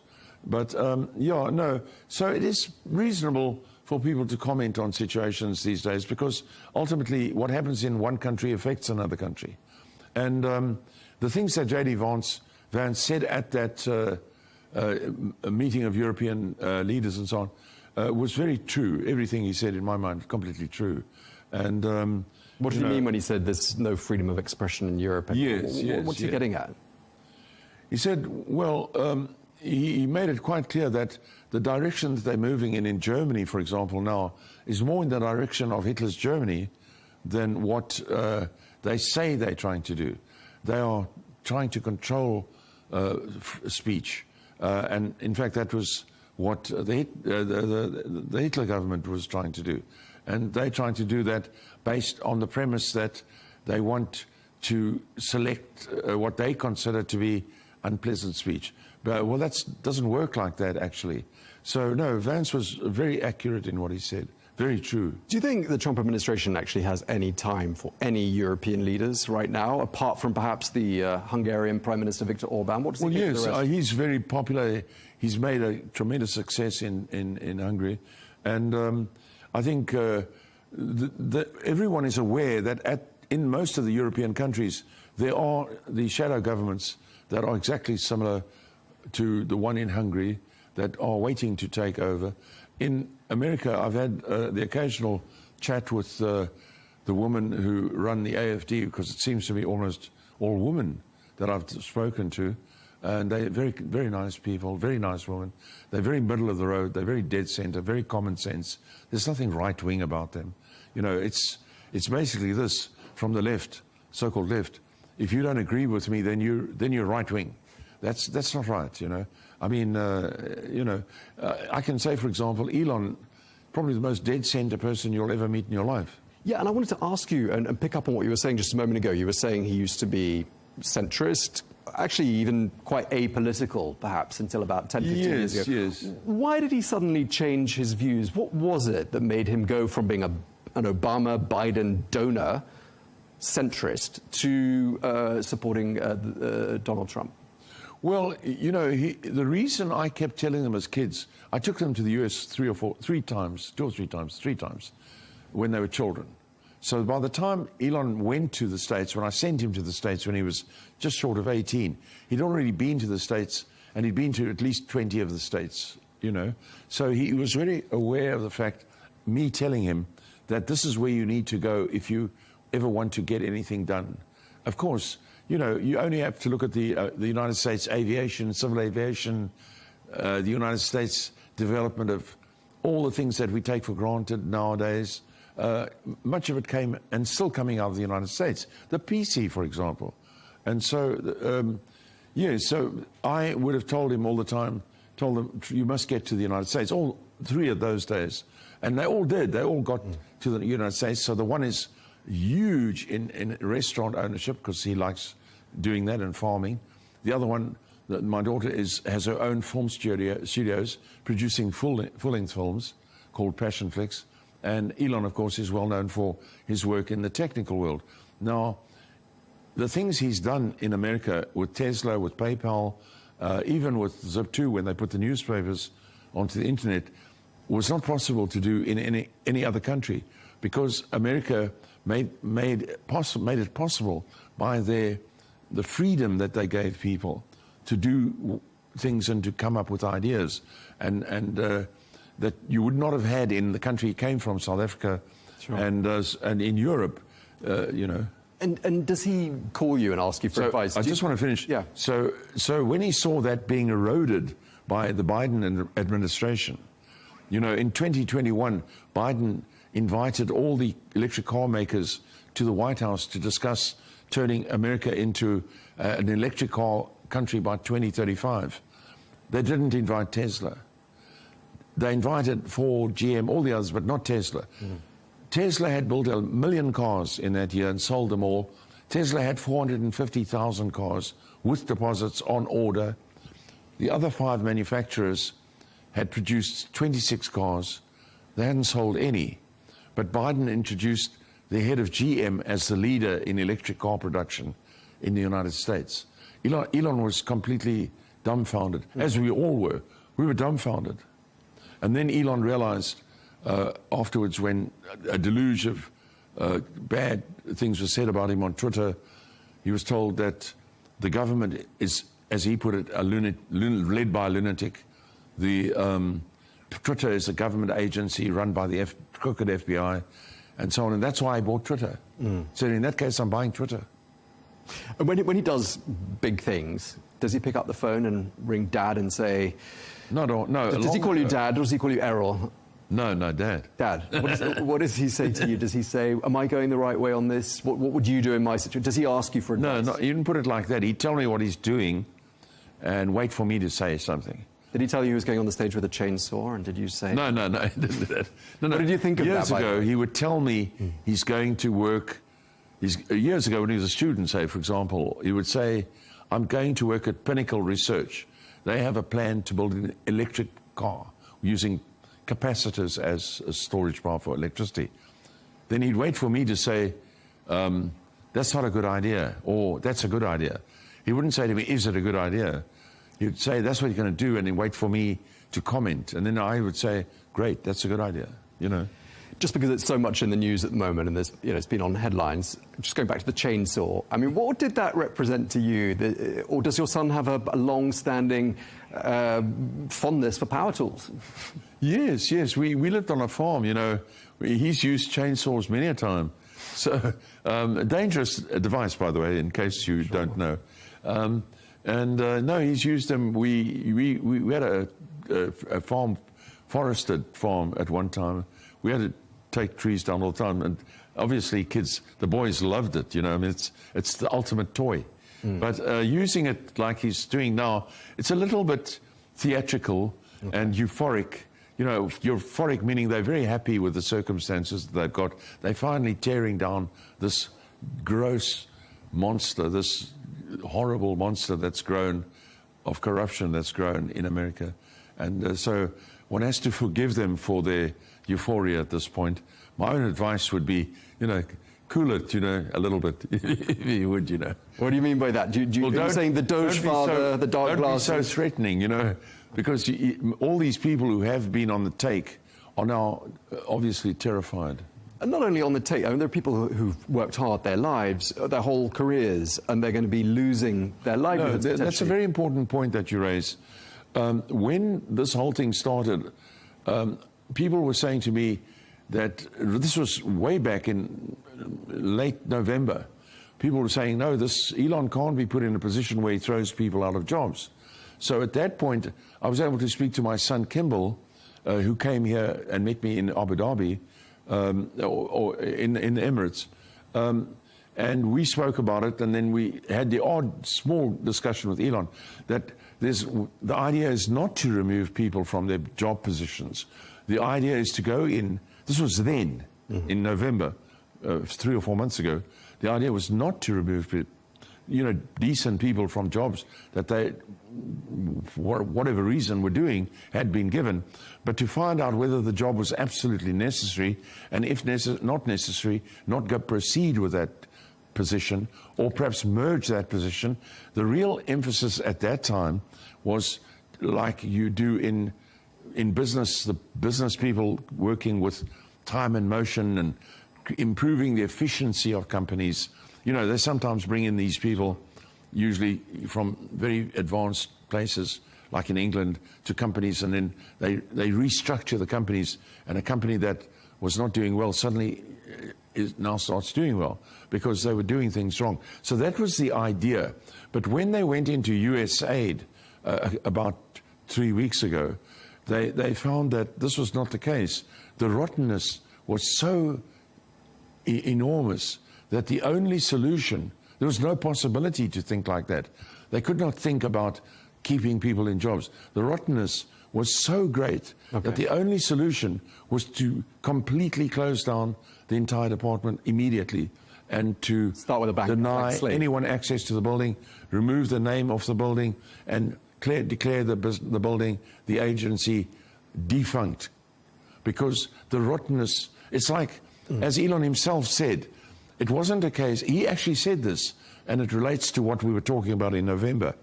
He expected to find a rotten apple in the barrel, or perhaps another one here and there that he would remove from the barrel. But when he got into it, he found that the whole barrel was rotten apples, you see, with US aid. So that has unfortunately forced them to change their way of looking at it. They've had to disband it. He's looking at lots of things in lots of different ways, lots of old issues. One of the really striking things the last couple of days has been the idea that perhaps what's held at Fort Knox is not what we think. He's talking about live streaming the content. Why is that important? Well, yes, the rumors are that gold is being flown in from Europe to replenish the losses in Fort Knox that have been removed. That's rumors. And at the same time, access to Fort Knox has been blocked by local authorities on the grounds that access is a problem because of weather. So there's a sort of window being created for people who think in terms of maybe conspiracy, or maybe in terms of... Isn't there a bit too much of gold is being flown in from... you have to listen to the conspiracies, otherwise you won't learn.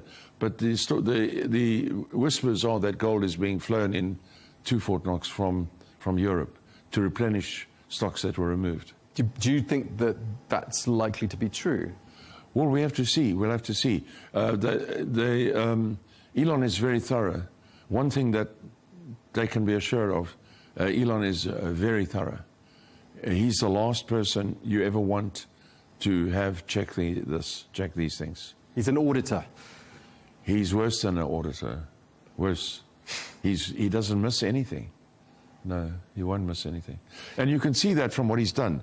I mean, what he's done in his life, governments, only a portion of what he's done in his life, governments haven't been able to achieve. When you saw all the furor about his salute on the stage, what did you think of that? No, nonsense. I mean, Elon is a terrible public speaker. He has a lot to learn. We all do. I struggled with it at the beginning of my career when I was elected to the city council, and you have to stand up and talk to a bunch of very wise people all staring at you. Your nerve goes. Doesn't matter whether you've written your notes down, your eyes don't read as you stand up. You become blurred. And so I could see, knowing him as well as I do, I mean, I know him very well, that he was struggling to get through his little speech as fast as possible and to try and look as charming as possible as he could, but he struggles. He hasn't reached the incredibly smooth level of people like yourself who are years of experience, can talk very well. So for the record, it wasn't a Nazi salute? Pardon? It was not a Nazi salute? No, it was an international salute that we've had for maybe the last 10,000 years, more perhaps. And The old German Hail Caesar, of course, obviously emanated from, no doubt, from the Persians, the Sumerians, and so on. It simply meant, my right hand is empty. But as someone who saw the Second World War... My right hand is empty. I do not carry a weapon.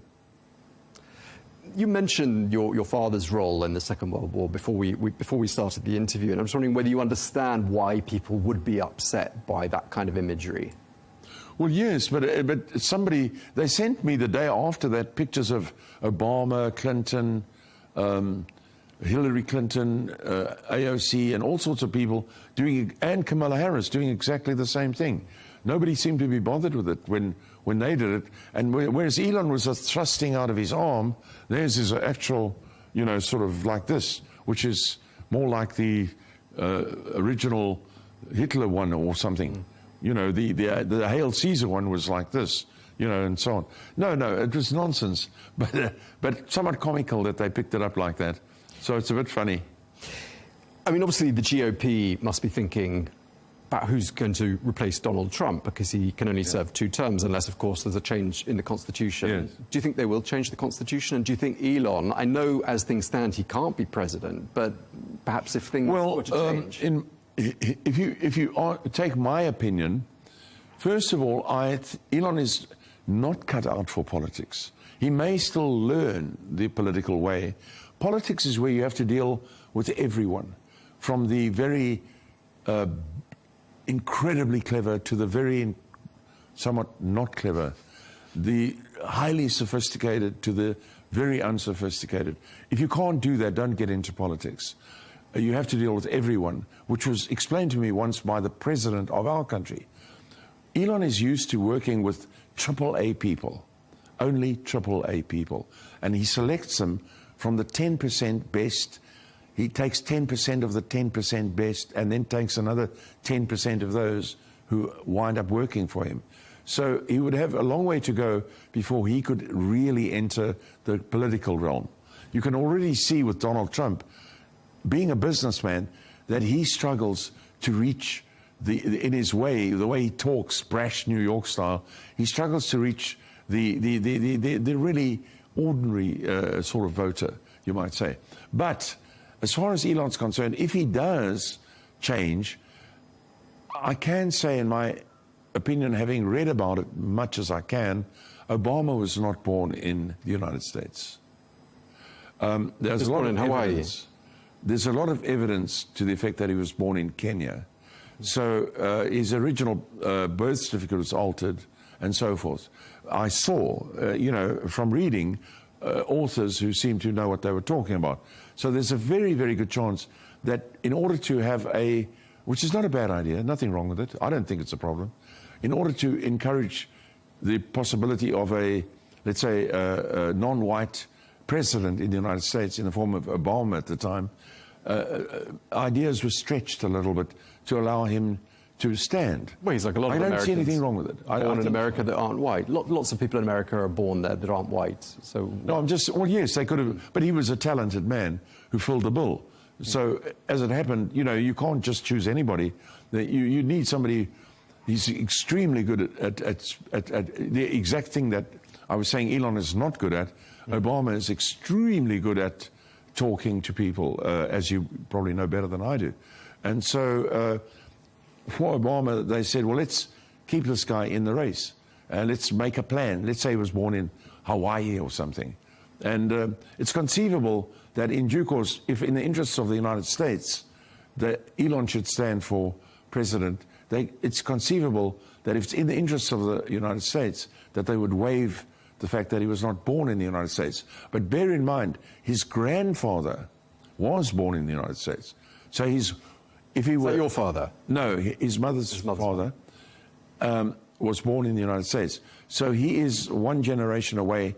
So if my mother was born in the United States, she's the grandmother of Elon, but Elon, as a result of that, is entitled to a British passport.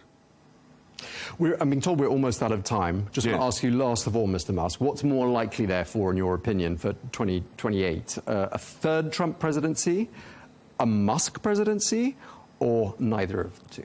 No, I think at this stage we should look at a Vance presidency. Vance is a very accomplished man. There's no question about it.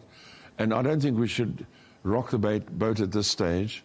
Elon, as I know my son, and his interests are very much more in planting the flag of the United States on distant planets, or the Earth's flag, let's say, on distant planets, as opposed to, setting up toilet facilities in some far-flung place for people and stuff like that, which is what politics is really mostly about. It's very boring, politics, by the way. You spend most of your time on very banal things, and only now and again is it interesting, Elon likes it to be interesting all the time. And, when you get into politics, it's not interesting all the time. Well, it's been very interesting talking to you, Errol Musk. Really appreciate it, and hope you'll come and see us again soon. I'd love to. Thank you very much. Thank you very much indeed for your time. Thank you. Well, that is all we have time for on this special edition of Global News Today. Thank you for watching. Be sure to join us again on Monday for more exclusive interviews. Until then, bye-bye.